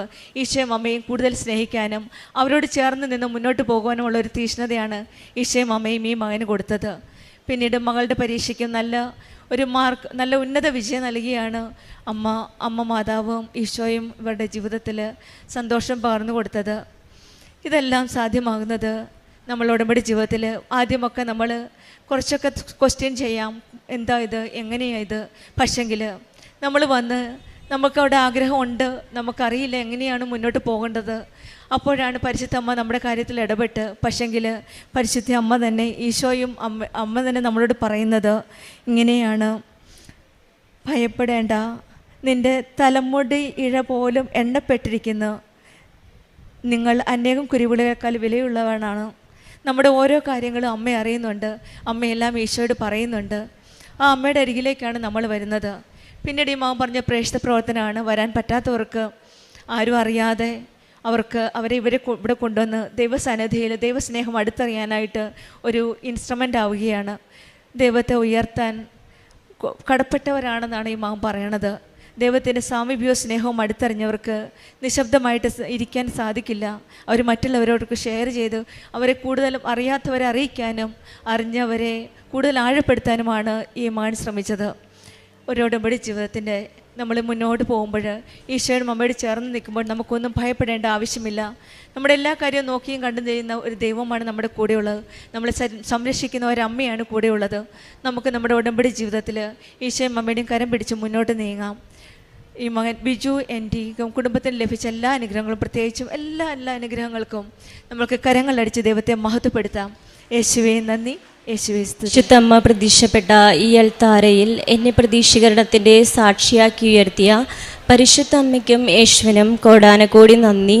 എൻ്റെ പേര് അലീന ജോജി. ഞാൻ അങ്കമാലിയിൽ നിന്ന് വരുന്നു. ഇതെൻ്റെ അമ്മ, ഇത് ചേച്ചി, ചേട്ടൻ, കൊച്ച്. ഞാൻ ഉടമ്പടി എടുക്കാണ്ടായ സാഹചര്യം എന്ന് പറയുന്നത്, എൻ്റെ ചേച്ചി പ്രഗ്നൻ്റ് ആയി 1.5 മാസം കഴിഞ്ഞപ്പോഴേക്കും ആൾക്ക് ചെറിയ രീതിയിൽ ബ്ലീഡിങ് ആയിരുന്നു. അങ്ങനെ ഒരു ദിവസം പെട്ടെന്ന് നല്ല രീതിയിൽ ബ്ലീഡിങ് കൂടുകയും ഞങ്ങൾ വേഗം ഹോസ്പിറ്റലിൽ പോവുകയും ചെയ്തു. അങ്ങനെ ഡോക്ടറെ കണ്ടപ്പോൾ ഡോക്ടർ പറഞ്ഞു സ്കാൻ ചെയ്ത് നോക്കിയിട്ട് പറയാമെന്ന്. അങ്ങനെ സ്കാൻ ചെയ്ത് റിപ്പോർട്ട് വന്നപ്പോൾ ഡോക്ടർ പറഞ്ഞു കുഞ്ഞ് കിടക്കുന്ന പൊസിഷൻ എന്ന് പറയുന്നത് ഒത്തിരി താഴെയാണ്, അതുകൊണ്ട് ഈ കുഞ്ഞ് 90% അബോഷനായി പോവുമെന്ന്. അങ്ങനെ കേട്ടപ്പോൾ വളരെയേറെ സങ്കടമായി. അങ്ങനെ പരിശുദ്ധ അമ്മയോട് ഞാൻ പറഞ്ഞു, അമ്മേ, ഈ കുഞ്ഞിനെ ഈ അൾത്താരയിൽ കിടത്തുവാൻ ഞങ്ങൾക്ക് ഒരു അനുഗ്രഹം തരണേ എന്ന്. അങ്ങനെ ഞാൻ കുടുംബ പ്രാർത്ഥനയ്ക്ക് ശേഷം എല്ലാം ഉടമ്പടി തൈലം പുറ്റി പ്രാർത്ഥിക്കുമായിരുന്നു. അങ്ങനെ 3-ാം മാസത്തെ സ്കാനിങ്ങിൽ ചെയ്ത് കഴിഞ്ഞപ്പോൾ ഡോക്ടർ പറഞ്ഞു ബ്ലീഡിംഗ് ഒന്നുമില്ല, കുഞ്ഞിന് യാതൊരു കുഴപ്പവുമില്ല എന്ന് പറഞ്ഞു. അങ്ങനെ 5-ാം മാസത്തെ സ്കാനിങ്ങിൽ യാതൊരു കുഴപ്പവും ഉണ്ടായിരുന്നില്ല. അങ്ങനെ ആ മാസങ്ങളെല്ലാം കടന്നുപോയി 35 വീക്സ് ആയപ്പോഴേക്കും ചേച്ചിക്ക് ഫ്ലൂയിഡ് പോവാൻ തുടങ്ങി. അതിനോടൊപ്പം തന്നെ യൂറിനറി ഇൻഫെക്ഷൻ കൂടി ഉണ്ടായിരുന്നു. അങ്ങനെ വേഗം അഡ്മിറ്റാക്കുകയും അവർ ലേബർ റൂമിൽ കയറ്റുകയും ചെയ്തു. അപ്പോൾ ഡോക്ടർ പറഞ്ഞു നമുക്ക് പിറ്റേ ദിവസം 12 മണി വരെ നോക്കാമെന്ന്. പക്ഷേ 35 വീക്സ് ആയതുകൊണ്ട് തന്നെ കുഞ്ഞിൻ്റെ തല കീഴ്പോട്ടാവുന്നുള്ളൂ. അതുകൊണ്ട് കുഞ്ഞ് ഇറങ്ങി വരാൻ ഒത്തിരി താമസമുണ്ട്, ആൾക്ക് നല്ല പെയിനുണ്ട് എന്ന് പറഞ്ഞു. അങ്ങനെ അന്ന് ചൊവ്വാഴ്ചയായിരുന്നു. അപ്പോൾ ഉടമ്പടി ധ്യാനത്തിൽ പ്രത്യേകം പറഞ്ഞ് പ്രാർത്ഥിക്കുമായിരുന്നു. അങ്ങനെ ചേച്ചി അഡ്മിറ്റ് ആക്കിയ സമയത്ത് ഞാൻ പേപ്പറിൽ ഒപ്പിട്ട് പ്രാർത്ഥിച്ചിരുന്നു, പരിശുദ്ധ അമ്മയെ അമ്മയുടെ തൈലത്തിന് മുകളിൽ കത്തിവെക്കാൻ ഒരിക്കലും ഇടവരുത്തരുതേ എന്ന്. ചേച്ചിക്ക് എന്നും ഞാൻ തൈലം പുരട്ടി പ്രാർത്ഥിക്കുമായിരുന്നു. അങ്ങനെ ഡോക്ടർ 12 മണിയാണ് ആദ്യം സമയം പറഞ്ഞത്. അങ്ങനെ ഡോക്ടർ വീണ്ടും അത് 4 മണി വരെ ആക്കി. അങ്ങനെ 4 മണി വരെ ആക്കിയപ്പോൾ യാതൊരു മാറ്റവും ഉണ്ടായില്ല, ആൾക്ക് പെയിനുണ്ട്. അപ്പോൾ ഡോക്ടർ ഒരു 4:30 ആയപ്പോൾ ഞങ്ങളോട് പറഞ്ഞു ആൾ പറയുന്നത് ഓപ്പറേഷൻ വേണമെന്നാണ്, നിങ്ങൾ തീരുമാനിച്ചിട്ട് പറയുമെന്ന് പറഞ്ഞു. അങ്ങനെ ചേച്ചിയെ കാണാൻ ഞങ്ങൾക്കൊരവസരം കൂടി കിട്ടി. ആ സമയത്ത് ഞാൻ വിശ്വാസപ്രമാണം ചൊല്ലി എൻ്റെ നെറ്റിയിൽ കുരിശ് വരച്ച്, ഞാൻ ചേച്ചിയുടെ നെറ്റിയിൽ കുരിശ് വരച്ചു. എല്ലാ പ്രാവശ്യവും ഞാൻ 4 സൈഡിലായിട്ടാണ് തൈലം പുരട്ടിയിരുന്നത്. പക്ഷെ ആ സമയത്ത് നമ്മളൊരു കത്തി എങ്ങനെയാണോ വെച്ച് മുറിക്കുന്നത് അതുപോലെ ആയിരുന്നു. ഞാൻ ആ സമയത്ത് തൈലമെടുത്ത് 2 പ്രാവശ്യം ഞാൻ ഇങ്ങേയറ്റം മുതൽ അങ്ങേയറ്റം വരെ പുരട്ടി. ആ സമയത്ത് അസിസ്റ്റൻറ്റ് ഡോക്ടറും മെയിൻ ഡോക്ടറും എല്ലാം കൂടെ ഉണ്ടായിരുന്നു. അങ്ങനെ അത് കഴിഞ്ഞ് പിന്നെ പെട്ടെന്നായിരുന്നു എല്ലാ കാര്യങ്ങളും നീങ്ങുന്നത്. തൊട്ടടുത്തുള്ള ചാപ്പലിലിരുന്ന്, ലേബർ റൂമിൻ്റെ തൊട്ടടുത്ത് ഒരു ചാപ്പലാണ്, അപ്പോൾ ആ ചാപ്പലിലിരുന്ന് പ്രാർത്ഥിച്ചുകൊണ്ടിരിക്കുകയായിരുന്നു. അങ്ങനെ വീണ്ടും ഡോക്ടറെ കണ്ടപ്പോൾ ഡോക്ടർ പറഞ്ഞു നമുക്ക് ഒരു 5 മണി വരെ നോക്കാമെന്ന്. കാരണം ഫ്ലൂയിഡ് പോയത് കൊണ്ട് കൊച്ചിനെ ഒത്തിരി നേരം നമുക്ക് അങ്ങനെ നിർത്താൻ പറ്റില്ല, കുഞ്ഞിനെ ഇൻഫെക്ഷൻ ആവും, അതുകൊണ്ട് സിസേറിയൻ മാത്രമേ വഴിയുള്ളൂ എന്ന് പറഞ്ഞു. അങ്ങനെ തൈലം പുരട്ടി ഇറങ്ങിയതിന് ശേഷം പിന്നീട് വേഗത്തിലായിരുന്നു, എല്ലാ കാര്യങ്ങളും വേഗത്തിലായിരുന്നു. അങ്ങനെ 5:11 ഞങ്ങൾക്ക് ഒരു നോർമലായിട്ടുള്ള ഒരു പെൺകുഞ്ഞിനെ നൽകി പരിശുദ്ധ അമ്മ ഞങ്ങളെ അനുഗ്രഹിച്ചു. ഇതാണ് എൻ്റെ ആദ്യത്തെ സാക്ഷ്യം എന്ന് പറയുന്നത്. രണ്ടാമത് എന്ന് പറയുന്നത്, ഇവിടെ സാക്ഷ്യങ്ങളെല്ലാം പറയുമ്പോൾ എല്ലാവരും പറയുന്നുണ്ട് ഇങ്ങനെ അടയാളങ്ങൾ കിട്ടിയെന്ന്, മുല്ലപ്പൂവിൻ്റെ മണം കിട്ടി, അല്ലെങ്കിൽ സ്വപ്നത്തിൽ മാതാവ് വന്നു എന്നൊക്കെ. അപ്പം അങ്ങനെ ഞാനൊരു ദിവസം പ്രാർത്ഥിച്ചു, മാതാവേ എനിക്കും ഒരു അടയാളം നീ തരുമോ എന്ന്. അങ്ങനെ ചോദിച്ചപ്പോൾ പരിശുദ്ധ അമ്മ ഞാൻ പ്രാർത്ഥിച്ചുകൊണ്ടിരിക്കുന്ന സമയത്ത്, കൊന്തച്ചൊല്ലി പ്രാർത്ഥിക്കുന്ന സമയത്ത് തിരിയിൽ മുകളിലായിട്ട് മാതാവിൻ്റെ രൂപം തെളിഞ്ഞു നിന്നു. വേറെ ദിവസം ഞാൻ പ്രാർത്ഥിച്ചുകൊണ്ട സമയത്ത് പച്ചത്തിരിയിൽ മാതാവിൻ്റെ പൂർണ്ണരൂപം കിരീടം വെച്ച് തിരുവസ്ത്രങ്ങൾ അണിഞ്ഞ് അതിന് സൈഡിലായിട്ട് ഒരു വൈറ്റ് ഹാർട്ട് ഉണ്ടായിരുന്നു. തിരിയുടെ മുകളിലായിട്ട് ഒരു രക്തക്കട്ട പോലെ ഉണ്ടായിരുന്നു. ഈ ഇത്രയും വലിയ അനുഗ്രഹം കിട്ടിയതിന് ഞാൻ നന്ദി പറയുന്നു. ദൈവമാതാവിനും തിരുക്കുമാരനും 1000 നന്ദി. ഞാൻ എൻ്റെ സാക്ഷ്യം പറയാൻ വൈകിയതിൽ ക്ഷമ ചോദിക്കുന്നു. എൻ്റെ ഈ മകൾക്ക് 2 മാസം പീരീഡ്സ് ആയില്ല. അപ്പോൾ ഞാൻ ഡോക്ടറെ കാണിച്ച് സ്കാൻ ചെയ്യാൻ പറഞ്ഞു. സ്കാൻ ചെയ്തപ്പോൾ ഓവറിയിൽ 6.5 സെൻറ്റിമീറ്റർ വലിപ്പമുള്ള ഒരു സിസ്റ്റം ഉണ്ടെന്നും ഇത് ഓപ്പറേഷൻ ചെയ്യാതെ മാറുകയില്ല എന്നും ഡോക്ടർ പറഞ്ഞു. ഞാൻ വേറെ ഡോക്ടറെ കാണിച്ചപ്പോൾ ആ ഡോക്ടറും അങ്ങനെ തന്നെയാണ് പറഞ്ഞത്. അപ്പോൾ ഞാൻ ഉടമ്പടി തൈലമെടുത്ത് വയറ്റത്ത് പ്രാർത്ഥിച്ച് പിറ്റേ ദിവസം ആ സിസ്റ്റം പൊട്ടിപ്പോവുകയും തീരെ ഡോക്ടർ ചെന്ന് കണ്ടപ്പോൾ സ്കാൻ ചെയ്തിട്ട് വരാൻ പറഞ്ഞു. സ്കാൻ ചെയ്തപ്പോൾ അങ്ങനെ ഒരു സിസ്റ്റം ഇല്ല എന്നും പിറ്റേ മാസം തുടങ്ങി റെഗുലറായിട്ട് പീരീഡ്സ് ആവുകയും ചെയ്തു. ഇതാണ് എൻ്റെ ആദ്യത്തെ അനുഗ്രഹം. രണ്ടാമത്തെ, ഞങ്ങളുടെ പറമ്പിൽ സാധാ കിണർ കുത്തിയാൽ വെള്ളം കിട്ടുകയില്ല. ഞങ്ങളുടെ കൃഷി സ്ഥലം നനയ്ക്കുന്നതിന് ഒരു കുഴൽ കിണർ താത്താൻ ഞങ്ങൾ തീരുമാനിച്ച് താത്താൻ വന്നപ്പോൾ നാട്ടുകാർ തടുത്തു. കുറച്ച് നാൾ കഴിഞ്ഞ് രണ്ടാമതും കിണർ താത്താൻ കിണർ താത്തി 40 അടി താഴ്ചയെത്തിയപ്പോൾ നാട്ടുകാർ പോലീസിനെ വിളിക്കുകയും തടുക്കുകയും ചെയ്തു. ഞാൻ ഉടമ്പടി പുതുക്കിയപ്പോൾ ഈ കിണറിൻ്റെ കാര്യം ഉടമ്പടിയിൽ വെച്ച് പ്രാർത്ഥിച്ച് കുറച്ച് നാൾ കഴിഞ്ഞ് തീരെ കിണർ താത്തി കാശ് രൂപം പിടിച്ച് ഞാൻ പ്രാർത്ഥിച്ചു. ഒരാൾ പോലും തടസ്സം ചെയ്യാതെ ഞങ്ങൾ കിണർ താത്തി ആവശ്യത്തിന് വെള്ളം കിട്ടി. ഇത്രയുമാണ് എനിക്ക് കിട്ടിയ അനുഗ്രഹങ്ങൾ. പിന്നെ കാരുണ്യ പ്രവർത്തികളായിട്ട് വഴിയിലിരിക്കുന്നവർക്കെല്ലാം ചോറ് വാങ്ങിക്കൊടുക്കും. പിന്നെ ഇവിടുന്ന് കൊണ്ടുപോകുന്ന പത്രമായാലും ഹോസ്പിറ്റലുകളിൽ റൂമുകളിലെല്ലാം കയറി കൊടുക്കും. വഴിയിലിരിക്കുന്നവർക്ക് എല്ലാം കൊടുക്കും. ആത്മീയമായിട്ടുള്ള മാറ്റം എന്ന് പറയുന്നത് കൂടുതൽ ബൈബിൾ വായിക്കുവാനും കൊന്തയൊക്കെ ചെല്ലിയിരുന്ന സമയമെല്ലാം അലസതയോട് കൂടി ഇരുന്നാണ് ഞാൻ ചെല്ലിയിട്ടുള്ളത്. ഉടമ്പടി എടുത്തത് മുതൽ ഞാൻ നല്ല രീതിയിൽ ശ്രദ്ധയോടുകൂടി കൊന്ത ചെല്ലുവാൻ എനിക്ക് സാധിച്ചു. അതുപോലെ തന്നെ വിശേഷപ്പെട്ട ദിവസങ്ങളിൽ മാത്രമാണ് ഞാൻ കുമ്പസാരിച്ചിരുന്നത്. പക്ഷേ ഉടമ്പടി എടുത്തതിന് ശേഷം 2 ആഴ്ച കൂടുമ്പോൾ നിർബന്ധമായി ഞാൻ കുമ്പസാരിക്കാൻ സമയം കണ്ടെത്തിയിരുന്നു. ഇതാണ് എൻ്റെ ആത്മീയമായ ജീവിതത്തിൽ വന്നിട്ടുള്ള മാറ്റങ്ങളെല്ലാം. ഞാനും അതുപോലെ തന്നെ എല്ലാ ദിവസവും പള്ളിയിൽ പോവുകയും കുർബാന കാണുകയും കുമ്പസാരിക്കുകയും ചോറ് കൊടുക്കുകയും എല്ലാം ചെയ്തിരുന്നു.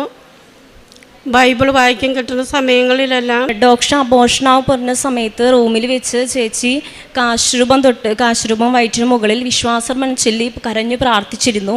ആ സമയത്ത് ഡോക്ടർ പറഞ്ഞത് കുഞ്ഞ് താഴെയാണ്, ആ കുഞ്ഞ് അബോഷണായി പോകുമെന്നാണ്. പക്ഷേ അങ്ങനെ പ്രാർത്ഥിച്ചിരുന്ന സമയത്ത് ഏകദേശം ഒരു 2:30 സമയമായിട്ടുണ്ട്. അപ്പോൾ താഴെ നിന്ന് മുകളിലേക്ക് എന്തോ പിടിച്ച് കയറ്റി വെക്കുന്നതായിട്ട് എൻ്റെ ചേച്ചിക്ക് അനുഭവപ്പെട്ടു.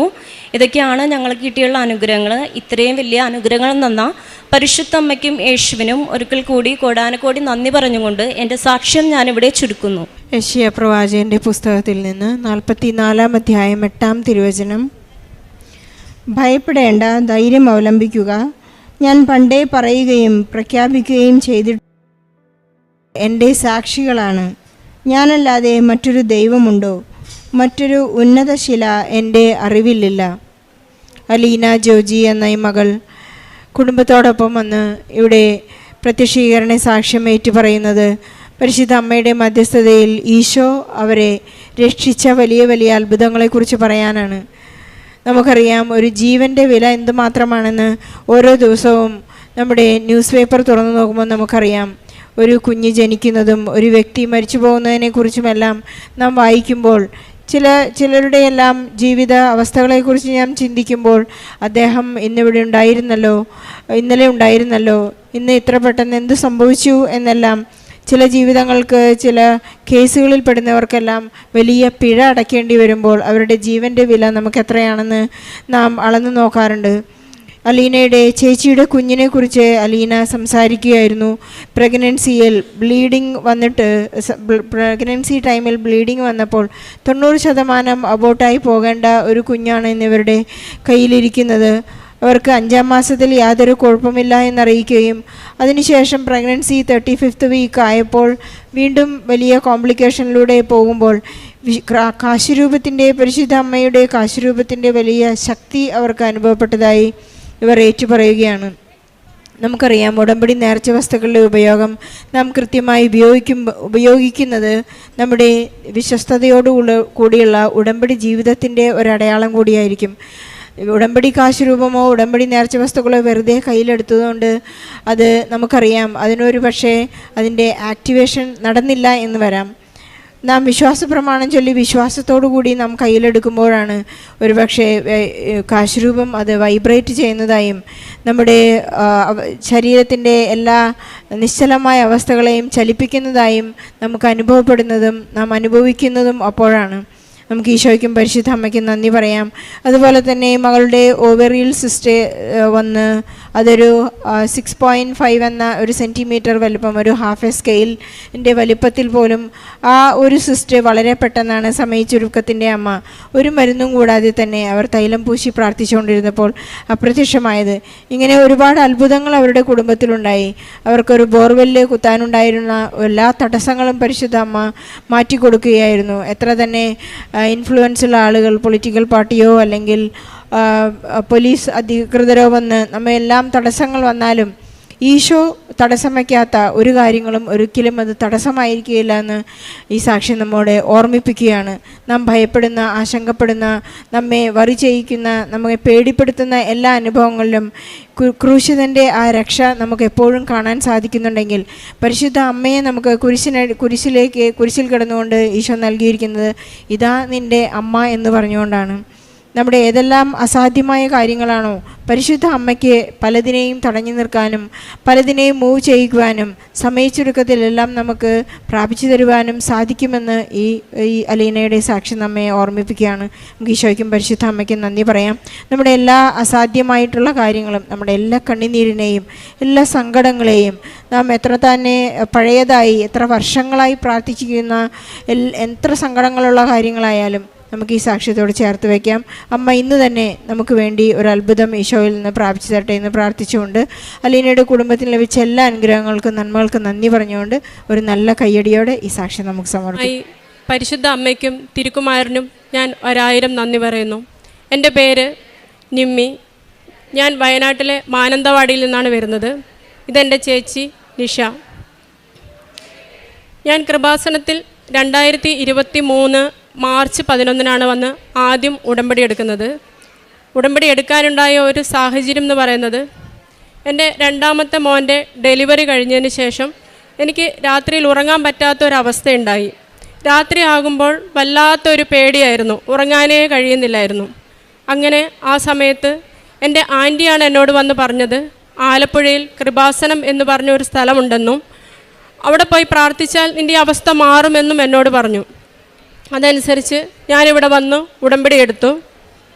ഉടമ്പടി തൈലം നെറ്റിയിൽ വെച്ച് പ്രാർത്ഥിച്ചു. കുറച്ച് നാൾ കഴിഞ്ഞപ്പോൾ ആ അവസ്ഥ എന്നിൽ നിന്ന് വിട്ടുമാറി. ആ സമയത്ത് ഞാൻ വിചാരിച്ചിരുന്നു, ഇത് ശരിയാവുകയാണെങ്കിൽ ഞാനിവിടെ വന്ന് സാക്ഷ്യം പറഞ്ഞുകൊള്ളാമെന്ന്. കുറേ നാൾ കഴിഞ്ഞ് ഞാൻ ഇങ്ങനെ മനസ്സിലാക്കി, ഇത് എല്ലാവർക്കും ഡെലിവറി കഴിയുമ്പോൾ ഉണ്ടാവുന്ന ഒരവസ്ഥയാണ്, ഇത് സാക്ഷ്യം പറയേണ്ട കാര്യമൊന്നുമില്ലയെന്ന്. അങ്ങനെ ഞാൻ മനസ്സിൽ വിചാരിച്ചു. കുറച്ച് നാൾ കഴിഞ്ഞപ്പോൾ പിന്നെയും എനിക്ക് ഇതേ ഒരവസ്ഥ തന്നെ വന്നു. രാത്രിയാകുമ്പോൾ വല്ലാത്തൊരു പേടി, ഉറങ്ങാൻ പറ്റാത്തൊരവസ്ഥ. ആ സമയത്ത് ഞാൻ പരിശുദ്ധ അമ്മയോട് പറഞ്ഞു, അമ്മേ, ഞാൻ ജപമാല റാലിക്ക് വന്ന് പങ്കെടുത്തുകൊള്ളാം, ഇവിടെ അൾത്താരയിൽ വന്ന് അമ്മയുടെ മുമ്പിൽ വന്ന് സാക്ഷ്യം പറഞ്ഞുകൊള്ളാമെന്ന്. അങ്ങനെ ഞാൻ ഇവിടുന്ന് ലഭിച്ച ഉടമ്പടി തൈലം നെറ്റിയിൽ വെച്ച് പ്രാർത്ഥിച്ചു. രാത്രിയിൽ കിടക്കുമ്പോൾ ബെഡിൽ ഉപ്പ് കൊണ്ട് കുരിശ് വരച്ച് പ്രാർത്ഥിച്ചു. അങ്ങനെ ആ അവസ്ഥ എന്നിൽ നിന്ന് പൂർണ്ണമായി മാറി. രണ്ടാമത്തെ ഒരു സാക്ഷ്യം എനിക്ക് പറയാനുള്ളത്, ഞാൻ സഹകരണ വകുപ്പിലാണ് ജോലി ചെയ്തു വരുന്നത്. എനിക്ക് വയനാട്ടിൽ നിന്ന് മലപ്പുറത്തേക്ക് ജോലി സ്ഥലമാറ്റം ലഭിച്ചു. ആ സമയത്ത് എനിക്ക് മക്കളെയും വീട്ടിലാക്കി പോകാൻ വല്ലാത്തൊരു ബുദ്ധിമുട്ടായിരുന്നു. ഞാനിവിടെ വന്ന് ഉടമ്പടിയിൽ ഒരു നിയോഗം വെച്ചു. ജോസഫ് അച്ഛനെ കണ്ട് ബ്ലെസ് ചെയ്തു. അങ്ങനെ ഞാൻ മലപ്പുറത്തേക്ക് പോയി. അവിടെ ചെന്ന് കുറച്ച് നാൾ കഴിഞ്ഞപ്പോൾ ഞാൻ ട്രാൻസ്ഫറിന് റിക്വസ്റ്റ് കൊടുത്തു. 3 വർഷം കഴിയാണ്ട് ജോലി സ്ഥലമാറ്റം തിരികെ ലഭിക്കുന്നില്ല എന്നാണ് അറിയുന്നത്. ഞാൻ റിക്വസ്റ്റ് കൊടുത്ത ആ ഫോം രാവിലെ ഡെയിലി ബ്രെഡിൽ വെച്ച് പ്രാർത്ഥിക്കും. അങ്ങനെ കൃത്യം 1 വർഷമായപ്പം എന്നെ തിരികെ വയനാട്ടിലേക്ക് തന്നെ സ്ഥലമാറ്റം നൽകി പരിശുദ്ധ അമ്മ അനുഗ്രഹിച്ചു. എൻ്റെ കൂടെ റിക്വസ്റ്റ് കൊടുത്ത ആൾക്കൊന്നും സ്ഥലമാറ്റം ലഭിച്ചില്ല. എനിക്ക് മാത്രമാണ് പരിശുദ്ധ അമ്മ സ്ഥലമാറ്റം നൽകി അനുഗ്രഹിച്ചത്. 3ാമത്തെ ഒരു സാക്ഷ്യം പറയാനുള്ളത് എൻ്റെ ചേച്ചിയുടെ ഒരു രോഗസൗഖ്യമാണ്. ഞാൻ ഇവിടെ വന്ന് ഉടമ്പടി എടുക്കുന്നതിന് മുമ്പ് തന്നെ ചേച്ചി ഇവിടെ വന്ന് ഉടമ്പടി എടുത്തിരുന്നു. ഉടമ്പടി എടുത്തെങ്കിലും ചേച്ചി ഉടമ്പടിയുടെ നിബന്ധനകൾ പൂർണ്ണമായി പാലിച്ചിരുന്നില്ല. ഞാനങ്ങനെ മനസ്സിൽ വിചാരിച്ചു, ദൈവമേ എൻ്റെ ചേച്ചിയെ ഒരു പൂർണ്ണ വിശ്വാസിയാക്കി മാറ്റണമെന്ന് മനസ്സിൽ വിചാരിച്ചു. അങ്ങനെ എൻ്റെ ഒരു ട്രെയിനിങ് സംബന്ധമായി ഞാൻ തിരുവനന്തപുരത്ത് പോകുമ്പോൾ ഒരു ദിവസം രാവിലെ അമ്മ എന്നെ വിളിക്കുകയാണ്. ചേച്ചി തലകറങ്ങി ബാത്റൂമിൽ വീണു, ഹോസ്പിറ്റലിലേക്ക് കൊണ്ടുപോവുകയാണെന്ന്. ആ ടൈമിൽ ഞാൻ വിചാരിച്ചു സാധാരണ ഒരു തലകറക്കമായിരിക്കും, വലിയ കുഴപ്പമൊന്നും ഉണ്ടാവില്ല എന്ന് വിചാരിച്ചു. പിന്നെ വൈകുന്നേരമായപ്പോൾ അമ്മ പറഞ്ഞു ഫുഡ് ഇൻഫെക്ഷനാണ്, കാര്യങ്ങൾ കുറച്ച് ക്രിട്ടിക്കലാണ്, ഇൻറ്റേർണൽ ഓർഗൻസൊക്കെ ഡാമേജാണ്, ചേച്ചിയെ കൽപ്പറ്റയിൽ നിന്നും കോഴിക്കോടേക്ക് കൊണ്ടുപോവുകയാണ്. ഞാനപ്പോൾ പരിശുദ്ധ അമ്മയോട് ഞാൻ പ്രാർത്ഥിച്ചു, പരിശുദ്ധ അമ്മേ, ഞാനും ചേച്ചിയും വന്ന് ഇവിടെ വന്ന് സാക്ഷ്യം പറഞ്ഞു കൊള്ളാം, ഒരു കുഴപ്പവും കൂടാതെ എൻ്റെ ചേച്ചിയെ തിരികെ ലഭിക്കണമെന്ന്. ഞാൻ ആ ട്രെയിനിങ് പൂർത്തിയാകാതെ പിറ്റേ ദിവസം രാവിലെ ഞാൻ കോഴിക്കോടേക്ക് പോയി. ഞാൻ പോകുമ്പോൾ ഉടമ്പടി തൈലവും എൻ്റെ കയ്യിലുണ്ടായിരുന്നു. ഞാൻ കോഴിക്കോട് ചെന്നപ്പോൾ ചേച്ചി വെൻറ്റിലേറ്ററിലാണ്. ഞാൻ എൻ്റെ അമ്മയുടെ അടുത്ത് ഉടമ്പടി തൈലം കൊടുത്തു.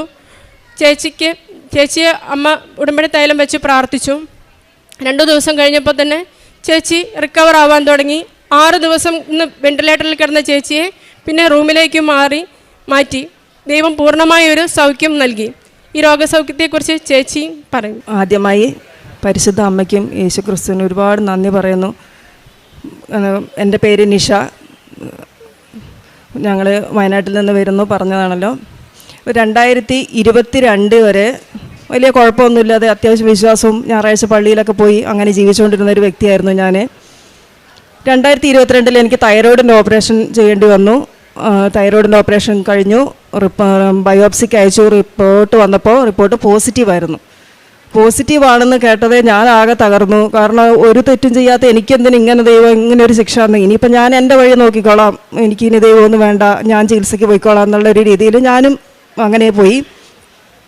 അങ്ങനെ ട്രീറ്റ്മെൻറ്റിന് പോയതോടുകൂടെ ഞാൻ ആകെ എന്താ പറയേണ്ടതെന്ന് വെച്ചാൽ ഫുള്ള് ശരീരം മുഴുവൻ നീര് കയറി, ഒരു കണ്ണിനൊക്കെ ഒരു വര മാത്രമേ ഉണ്ടാവുള്ളൂ. ഓരോ ദിവസം ചെല്ലും തോറും ശരീരമൊക്കെ അങ്ങനെ വീർത്ത് ഭക്ഷണം കഴിക്കാൻ പറ്റില്ല, ഒരു ഗ്ലാസ് വെള്ളം കുടിക്കാൻ പറ്റില്ല. അങ്ങനെ ഭയങ്കര ഒരു അവസ്ഥയിൽ ഞാൻ ബുദ്ധിമുട്ടുക. അപ്പം ബുദ്ധിമുട്ടുമ്പോൾ 2023 എൻ്റെ അമ്മേനോട് പറഞ്ഞു, ഇങ്ങനെ ആലപ്പുഴ ഒരു കൃപാസനം ഉണ്ട്, നീ ഒന്ന് വന്ന് പ്രാർത്ഥിക്കുമെന്ന് പറഞ്ഞു. ഞാൻ അതുവരെ കേട്ടിട്ടില്ല അങ്ങനെ ഒരു ഇതേക്കുറിച്ച്. ഞാൻ വന്നു, അമ്മയുടെ കൂടെ വന്നു കഴിഞ്ഞപ്പോൾ എല്ലാവരും ഉടമ്പടി എടുക്കാൻ പോകുന്നുണ്ട്. ഞാനും പോയി ഉടമ്പടി എടുത്തു.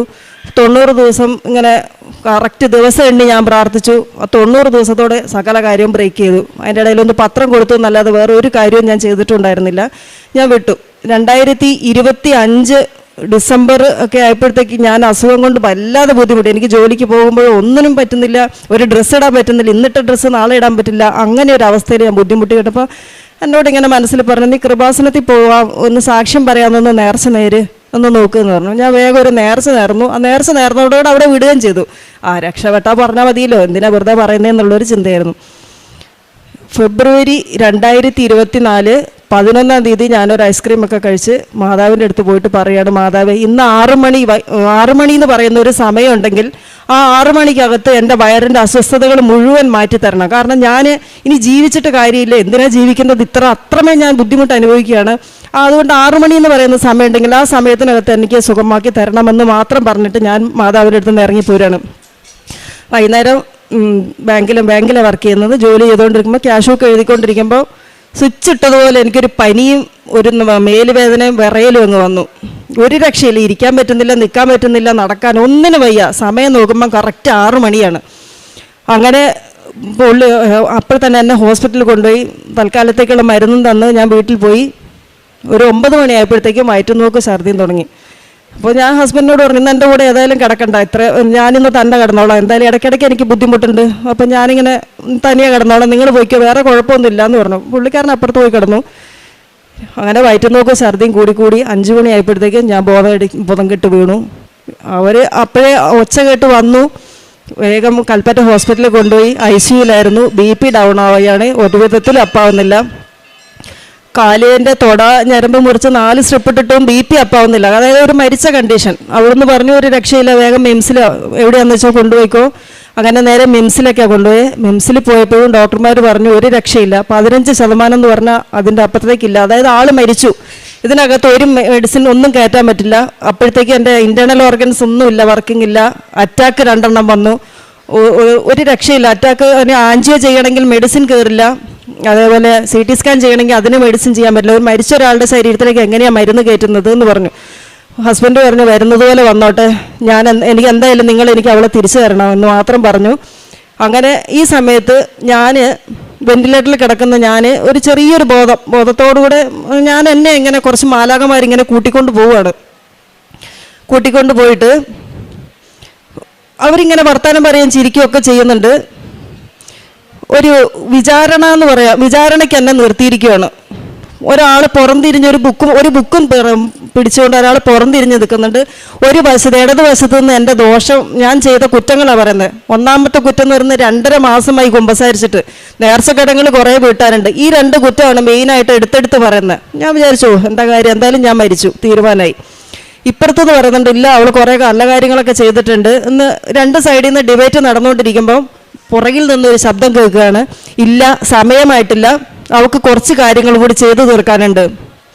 ആ ശബ്ദം വന്നതേ ഞാൻ ജീവിതത്തിലേക്ക് തിരിച്ചു വരണം. ഞാൻ ശ്വാസം വിട്ടു. അതുവരെ ഞാൻ ശ്വാസമില്ലാണ്ട് ഇങ്ങനെ എയറിൽ നിൽക്കുക. ഞാൻ ശ്വാസം വിട്ടു. പിന്നെ ഇത് കഴിഞ്ഞതോടുകൂടെ മെഡിസിൻ എല്ലാം പെട്ടെന്ന് കയറാൻ തുടങ്ങി. CT സ്കാൻ ചെയ്തപ്പോൾ ഫുഡ് ഇൻഫെക്ഷൻ ആണെന്ന് മനസ്സിലായി, കൊളൈറ്റിസ് ആയി. ഡോക്ടർമാർക്ക് പോലും അത്ഭുതകരമായ രീതിയിലാണ് എൻ്റെ ഒരു റിക്കവറി അവിടെ നടന്നത്. ഇങ്ങനെയൊരു പ്രശ്നമുള്ള ആളാണ് ഞാൻ അവിടെ നിന്ന് പോകുന്നത്, അങ്ങനെ അവിടെ വന്നതെന്ന് പോലും തിരിച്ചറിയാൻ പറ്റാത്ത രീതിയിലാണ് ഞാൻ തിരിച്ചു വന്നിരുന്നത്. കാരുണ്യപ്രവർത്തികൾ അന്നും ആര് മുന്നിൽ വന്നിരുന്നാലും വെറും കൈയോടെ ആരെയും പറഞ്ഞു വിടാറുണ്ടായിരുന്നില്ല. അത് വലിയൊരു അനുഗ്രഹം. എൻ്റെ ഒരു പ്ലസ് പോയിന്റ് അവിടെ നിന്ന് ദൈവം പറഞ്ഞതും അത് തന്നെയാണ്. ഇന്നിപ്പം ഞാൻ സത്യം പറഞ്ഞാൽ പഴയത് ഞാൻ എന്തായിരുന്നോ അതിൻ്റെ നേരെ വിപരീതമായിട്ട് മാറിയിരിക്കുകയാണ്. കാരണം അന്ന് ഒരു ബൈബിളിൻ്റെ അടുത്തുനിന്ന് ഒരു വരി പോലും വായിക്കുകയോ ഒരു കുടുംബ പ്രാർത്ഥനയോ പോലും ഇല്ലാതിരുന്ന ഞാനിന്ന് ബൈബിൾ വായിക്കുകയും ഒരു ദിവസം പോലും കുടുംബ പ്രാർത്ഥന മുടക്കുകയോ എൻ്റെ കുടുംബത്തിലും എല്ലാവരും ആ രീതിയിലേക്ക് ആത്മീയമായി ഒരുപാട് വളർന്നിട്ടുണ്ട്. മാതാവിന് ഒരുപാട് നന്ദി. പ്രേക്ഷിത പ്രവർത്തനമായിട്ട് ഞാൻ ചെയ്യുന്നത് കൃപാസനം പത്രം ഗവൺമെൻറ് ആശുപത്രിയിൽ കൊടുക്കും, ഓട്ടോറിക്ഷ സ്റ്റാൻഡുകളിൽ കൊടുക്കും. അനുയോജ്യമായ കൈകളിലേക്ക് ഈ പത്രം എത്തണേ എന്ന് പ്രാർത്ഥിച്ചുകൊണ്ടാണ് ഞാൻ കൊടുക്കുന്നത്. കാരുണ്യ പ്രവൃത്തിയായിട്ട് ഗവൺമെൻറ് ഹോസ്പിറ്റലുകളിൽ പോയി രോഗികളെ കാണും. എൻ്റെ കയ്യിൽ എത്ര രൂപയുണ്ടോ അത് ഞാൻ അവർക്ക് കൊടുക്കും. ഈ ഉടമ്പടി എടുത്തതിന് ശേഷം ഞാൻ ആത്മീയമായി ഒരുപാട് വളർന്നു. ഓരോ ജീവിതത്തിൽ നടക്കുന്ന കാര്യങ്ങളും എന്നെ രാത്രിയിൽ അമ്മ സ്വപ്നത്തിൽ കാണിച്ചു തരും. പ്രധാനപ്പെട്ട എന്ത് കാര്യം നടക്കുമ്പോഴും എന്നെ കാണിച്ചു തരും. കുടുംബ പ്രാർത്ഥന ഞാൻ മുടക്കാറില്ല. ദിവ്യബലിയിൽ ഞാൻ പോകും. ഏതെങ്കിലും ഒരു ദിവസം മുടങ്ങിയിട്ടുണ്ടെങ്കിൽ മനസ്സിന് വല്ലാത്തൊരു വേദനയാണ്. അതുകൊണ്ട് ഞാൻ അധികം മുടക്കാതെ ഞാൻ ദിവ്യബലിയിൽ പങ്കെടുക്കാറുണ്ട്. ഇത്രയും അനുഗ്രഹം തന്ന പരിശുദ്ധ അമ്മയ്ക്കും തിരുക്കുമാരനും 1000 നന്ദി പറയുന്നു. അവിടുന്ന് ഹൃദയം തകർന്നവരെ സൗഖ്യപ്പെടുത്തുകയും അവരുടെ മുറിവുകൾ വെച്ച് കെട്ടുകയും ചെയ്യുന്നു. സങ്കീർത്തനം 147 3-ാം വചനമാണ്. ദൈവം നമ്മുടെ സൗഖ്യദാതാവാണ്. ആരും കാണാത്ത നമ്മുടെ ജീവിതത്തിലെ നിരാശകൾ, ദുഃഖങ്ങൾ, ഭയങ്ങൾ, ഉറക്കമില്ലായ്മകൾ എല്ലാം കാണുന്ന ഒരു ദൈവമാണ് നമ്മുടെ ദൈവം. ദൂരെ നിൽക്കുന്ന ഒരു ദൈവമല്ല, കൂടെ നിൽക്കുന്ന ഒരു ദൈവമാണ് നമ്മുടെ ദൈവം. സംരക്ഷിക്കുന്ന ഒരമ്മയാണ് ഈ ആലയത്തിൽ പ്രത്യക്ഷപ്പെട്ട പരിശുദ്ധ അമ്മ. അവിടുന്ന് നമ്മൾ സ്നേഹത്തോടെ നമ്മുടെ മുറിവുകൾ വെച്ച് കെട്ടുന്നു, നമുക്ക് സൗഖ്യം തരുന്നു. പരിശുദ്ധ അമ്മയാണ് നമ്മുടെ തകർന്ന ഹൃദയങ്ങളെ ഈശോയിലേക്ക് നയിക്കുന്നത്. കാനായിലെ കല്യാണത്തിൽ അവൻ പറഞ്ഞതുപോലെ ചെയ്യുക എന്ന് അമ്മയാണ് പറഞ്ഞത്. ആ അമ്മ തന്നെയാണ് അവർക്ക് സൗഖ്യം കൊടുക്കുക എന്ന് നമ്മുടെ ഓരോരുത്തരുടെ കാര്യങ്ങളിൽ ഇടപെട്ട് ഈശോയോട് പറയുന്നത്. പരിശുദ്ധ അമ്മയുടെ സാന്നിധ്യം നമ്മുടെ ജീവിതത്തിലും രക്ഷയും ആശ്വാസവുമാണ് നൽകുന്നത്. ആ രക്ഷയുടെയും ആശ്വാസത്തിൻ്റെയും ഒരു വലിയ സാക്ഷ്യമാണ് നിമ്മി ജോസ് എന്ന മകള് അപ്പോൾ മകളുടെ സഹോദരി നിഷയും നമ്മളോട് ഷെയർ ചെയ്ത് സാക്ഷ്യപ്പെടുത്തിയത്. ഇവിടെ ഈ മകൾ പറഞ്ഞതുപോലെ രണ്ടാമത്തെ മകൻ്റെ ഡെലിവറിക്ക് ശേഷം ഉറങ്ങാൻ പറ്റാത്ത രാത്രികളായിരുന്നു. പിന്നീട് പ്രാർത്ഥിച്ചു, ഉടമ്പടി വസ്തുക്കൾ ഉപയോഗിച്ച് അതിനുശേഷം സുഖപ്പെട്ടു. പിന്നീട് വിചാരിച്ചു, ഇത് സാധാരണമാണല്ലോ, ഇതിന് സാക്ഷ്യം പറയേണ്ട കാര്യമൊന്നുമില്ല. അതുകൊണ്ട് അക്കാര്യം അങ്ങ് മറന്നു. പിന്നീടുള്ള ദിവസങ്ങളിൽ വീണ്ടും ഉറക്കമില്ലായ്മ ഈ മകളെ വീണ്ടും ഉണർത്തി. പിന്നീടാണ് ആത്മീയ ജീവിതത്തിലേക്കുള്ള ഒരു ഉണർവായിരുന്നു ഈ മകളുടെ ജീവിതത്തിൽ. ജപമാല റാലിയിൽ വന്ന് പ്രാർത്ഥിച്ച് സാക്ഷ്യം പറഞ്ഞുകൊള്ളാമെന്ന് നേർന്നു. പിന്നീട് ഈ മകൾക്ക് ആ ഉറക്കമില്ലായ്മയിൽ നിന്ന് പൂർണ്ണമായ ഒരു സൗഖ്യമാണ് ഈശോ കൊടുത്തത്. പിന്നീട് എൻ്റെ ജോലിയെ പറ്റിയാണ്. സാധാരണ ജോലി ഒരു ട്രാൻസ്ഫർ പുതിയ സ്ഥലത്തേക്ക് കിട്ടിക്കഴിഞ്ഞാൽ 3 വർഷം കഴിഞ്ഞുള്ള ട്രാൻസ്ഫർ തിരിച്ചു കിട്ടുകയുള്ളൂ. പക്ഷേ സമയ ചുരുക്കത്തിൻ്റെ അമ്മ ഈ മകൾ വിശ്വാസത്തോടെ പ്രാർത്ഥിച്ചപ്പോൾ 1 വർഷത്തിനകം തന്നെ ഈ മകളുടെ ആഗ്രഹപ്രകാരം ആഗ്രഹിച്ച സ്ഥലത്തേക്ക് തന്നെ തിരിച്ച് സ്ഥലം മാറ്റം കിട്ടി. പിന്നീട് ഈ മകൾ പ്രാർത്ഥിച്ച് സ്വന്തം സഹോദരിക്ക് വേണ്ടിയിട്ട് ഒരു നല്ലൊരു വിശ്വാസ ജീവിതം നയിക്കുവാനും ഈശോയുടെ അമ്മയോടും ചേർന്ന് നിന്ന് ഒരു മുന്നോട്ടുള്ള ജീവിതം നയിക്കാനും വേണ്ടി ആഗ്രഹിച്ചിരുന്നു. പിന്നീടാണ് ഈ മകളുടെ ഒരു വലിയ രോഗസൗഖ്യത്തിൻ്റെ കാര്യം നമ്മളോട് ഷെയർ ചെയ്തത്, അതായത് ഫുഡ് ഇൻഫെക്ഷൻ വന്ന കാര്യം. പക്ഷെ നിമ്മിയുടെ കാര്യത്തിൽ നമ്മളിങ്ങനെ മോള് പറഞ്ഞത് ഇങ്ങനെയാണ്, ആദ്യമായിട്ട് ഈശോയും അമ്മയെ പറ്റിയൊക്കെ കേട്ടപ്പോൾ അത്ര വലിയ വിശ്വാസമൊന്നുമില്ലായിരുന്നു. എല്ലാവരും പറഞ്ഞതുപോലെ ഇവിടെ വന്ന് ഉടമ്പടി എടുത്തു. 90 ദിവസം എങ്ങനെയോ പിടിച്ചു നീക്കി, കുറച്ച് പ്രാർത്ഥിച്ചു, പത്രമൊക്കെ എങ്ങനെയോ കൊടുത്തു, കിട്ടി എന്ന രീതിയിൽ ഉടമ്പടി ജീവിതം നയിച്ചു. പിന്നീടാണ് പെട്ടെന്ന് വീണ്ടും അസുഖം വന്ന് അതിൻ്റെ മൂർച്ഛതയിലെത്തി വെന്റിലേറ്ററിലായപ്പോൾ വീണ്ടും ബഹുമാനപ്പെട്ട ജോസഫ് അച്ഛൻ പറയുന്ന പോലെ പ്രത്യക്ഷീകരണത്തിൻ്റെ സാക്ഷിയാക്കിയേക്കാം, അമ്മയെ എന്നെ സുഖപ്പെടുത്തണമേ എന്ന് പ്രാർത്ഥിച്ചു. ജോസഫ് അച്ഛൻ പലപ്പോഴും പറയും, നമ്മുടെ ഉടമ്പടി കത്തണമെങ്കിൽ പ്രത്യക്ഷീകരണത്തിൻ്റെ സാക്ഷിയാക്കി മാറ്റണേ എന്നുള്ളൊരു ഒറ്റ പ്രാർത്ഥനയേ ഉള്ളൂ. ആ പ്രാർത്ഥന ചൊല്ലിയപ്പോഴാണ് അന്ന് ദിവസം 6 മണിക്കാണ് ഒരു സമയം നിശ്ചയിച്ചാണ് ഈ മകൾ പ്രാർത്ഥിച്ചത്. പെട്ടെന്ന് ഹൈ ഫീവർ ആവുകയും പെട്ടെന്ന് വെന്റിലേറ്ററിലാവുകയും ആ തകർന്ന നിമിഷങ്ങളിൽ, അതായത് ബോഡി മുഴുവനും നീര് വെച്ച് എന്താണ് എങ്ങനെയാണെന്നൊന്നും അറിയാൻ മേലാത്ത ആ അവസ്ഥയിൽ പെട്ടെന്ന് ഹൈ ഫീവർ ആവുകയും അന്ന് തന്നെ ഹോസ്പിറ്റലൈസ് ആവുകയും ചെയ്തു. പിന്നീടാണ് മാതാവിൻ്റെ സാന്നിധ്യം ഈ മകൾ തിരിച്ചറിഞ്ഞത്. ആ ഹോസ്പിറ്റലിൽ ഒരു ദർശനത്തിലൂടെ മാതാവ് കൂടെ നിന്ന് പിന്നെ ഒരു വലിയൊരു മാറ്റമാണ് ഡോക്ടേഴ്സ് കണ്ടുപിടിച്ചത്. പെട്ടെന്ന് മരുന്ന് വൊക്കെ ചെയ്തു, മെഡിസിനെല്ലാം ആക്ട് ചെയ്യാൻ തുടങ്ങി. മമ്മിയുടെ സാന്നിധ്യം കണ്ടപ്പോൾ മുതൽ തന്നെ ഈ മകളുടെ ജീവിതത്തിൽ ആ രോഗത്തിൽ നിന്ന് റിക്കവർ ചെയ്യാനായിട്ട് പെട്ടെന്ന് സാധിച്ചു. പിന്നീട് ഈ മകളും ഈശോയും അമ്മയിലെയും കൂടുതൽ അടുക്കുവാനായിട്ട് ശ്രമിച്ചു. ഓപ്പോസിറ്റായിട്ട് എന്തൊക്കെ ഉണ്ടായിരുന്നോ തുടക്കത്തിൽ, അതെല്ലാം നേരെ തിരിച്ച് വിപരീതമായി. ബൈബിൾ വായിക്കാനും പ്രാർത്ഥിക്കാനും ഈശോയുടെ അമ്മയോടും ചേർന്ന് നിന്ന് മുന്നോട്ടുള്ള ഉടമ്പടി ജീവിതം നയിക്കാനുള്ള ആഗ്രഹത്തോടെ ഈ മകളൊരു പുതിയ ജീവിതത്തിലേക്കാണ് കൈപിടിച്ച് വന്നത്. നമ്മുടെ ജീവിതത്തിലും ഹൃദയം തകർന്ന നിമിഷത്തിലും നമ്മൾ പ്രതീക്ഷയോടെ ഈശോയുടെ അമ്മയുടെ അരികിൽ വന്ന് ഉടമ്പടി എടുത്ത് പ്രാർത്ഥിക്കുമ്പോൾ നമ്മളെ സൗഖ്യപ്പെടുത്തുകയും നമ്മളെ മുറിവുകൾ വെച്ച് കെട്ടുകയും ചെയ്യുന്ന ഒരു ഈശോയും അമ്മയുമാണ് നമ്മുടെ കൂടെയുള്ളതെന്ന് നമുക്ക് വിശ്വസിക്കാം. നിരാശകളും നഷ്ടങ്ങളും ഭയങ്ങളും നമ്മളെ തളർത്താതെ നമ്മളെ കൈപിടിച്ച ദൈവത്തിൻ്റെ കരങ്ങൾ പിടിച്ചുകൊണ്ട് നമുക്കും നമ്മുടെ ഉടമ്പടി ജീവിതം മുന്നോട്ട് നയിക്കാം. നിമ്മി ജോസിനും കുടുംബത്തിനും ലഭിച്ച എല്ലാ അനുഗ്രഹങ്ങൾക്കും നമ്മൾക്ക് കരങ്ങളടിച്ച് ദൈവത്തെ മഹത്വപ്പെടുത്താം. യേശുവേ നന്ദി. യേശുവേ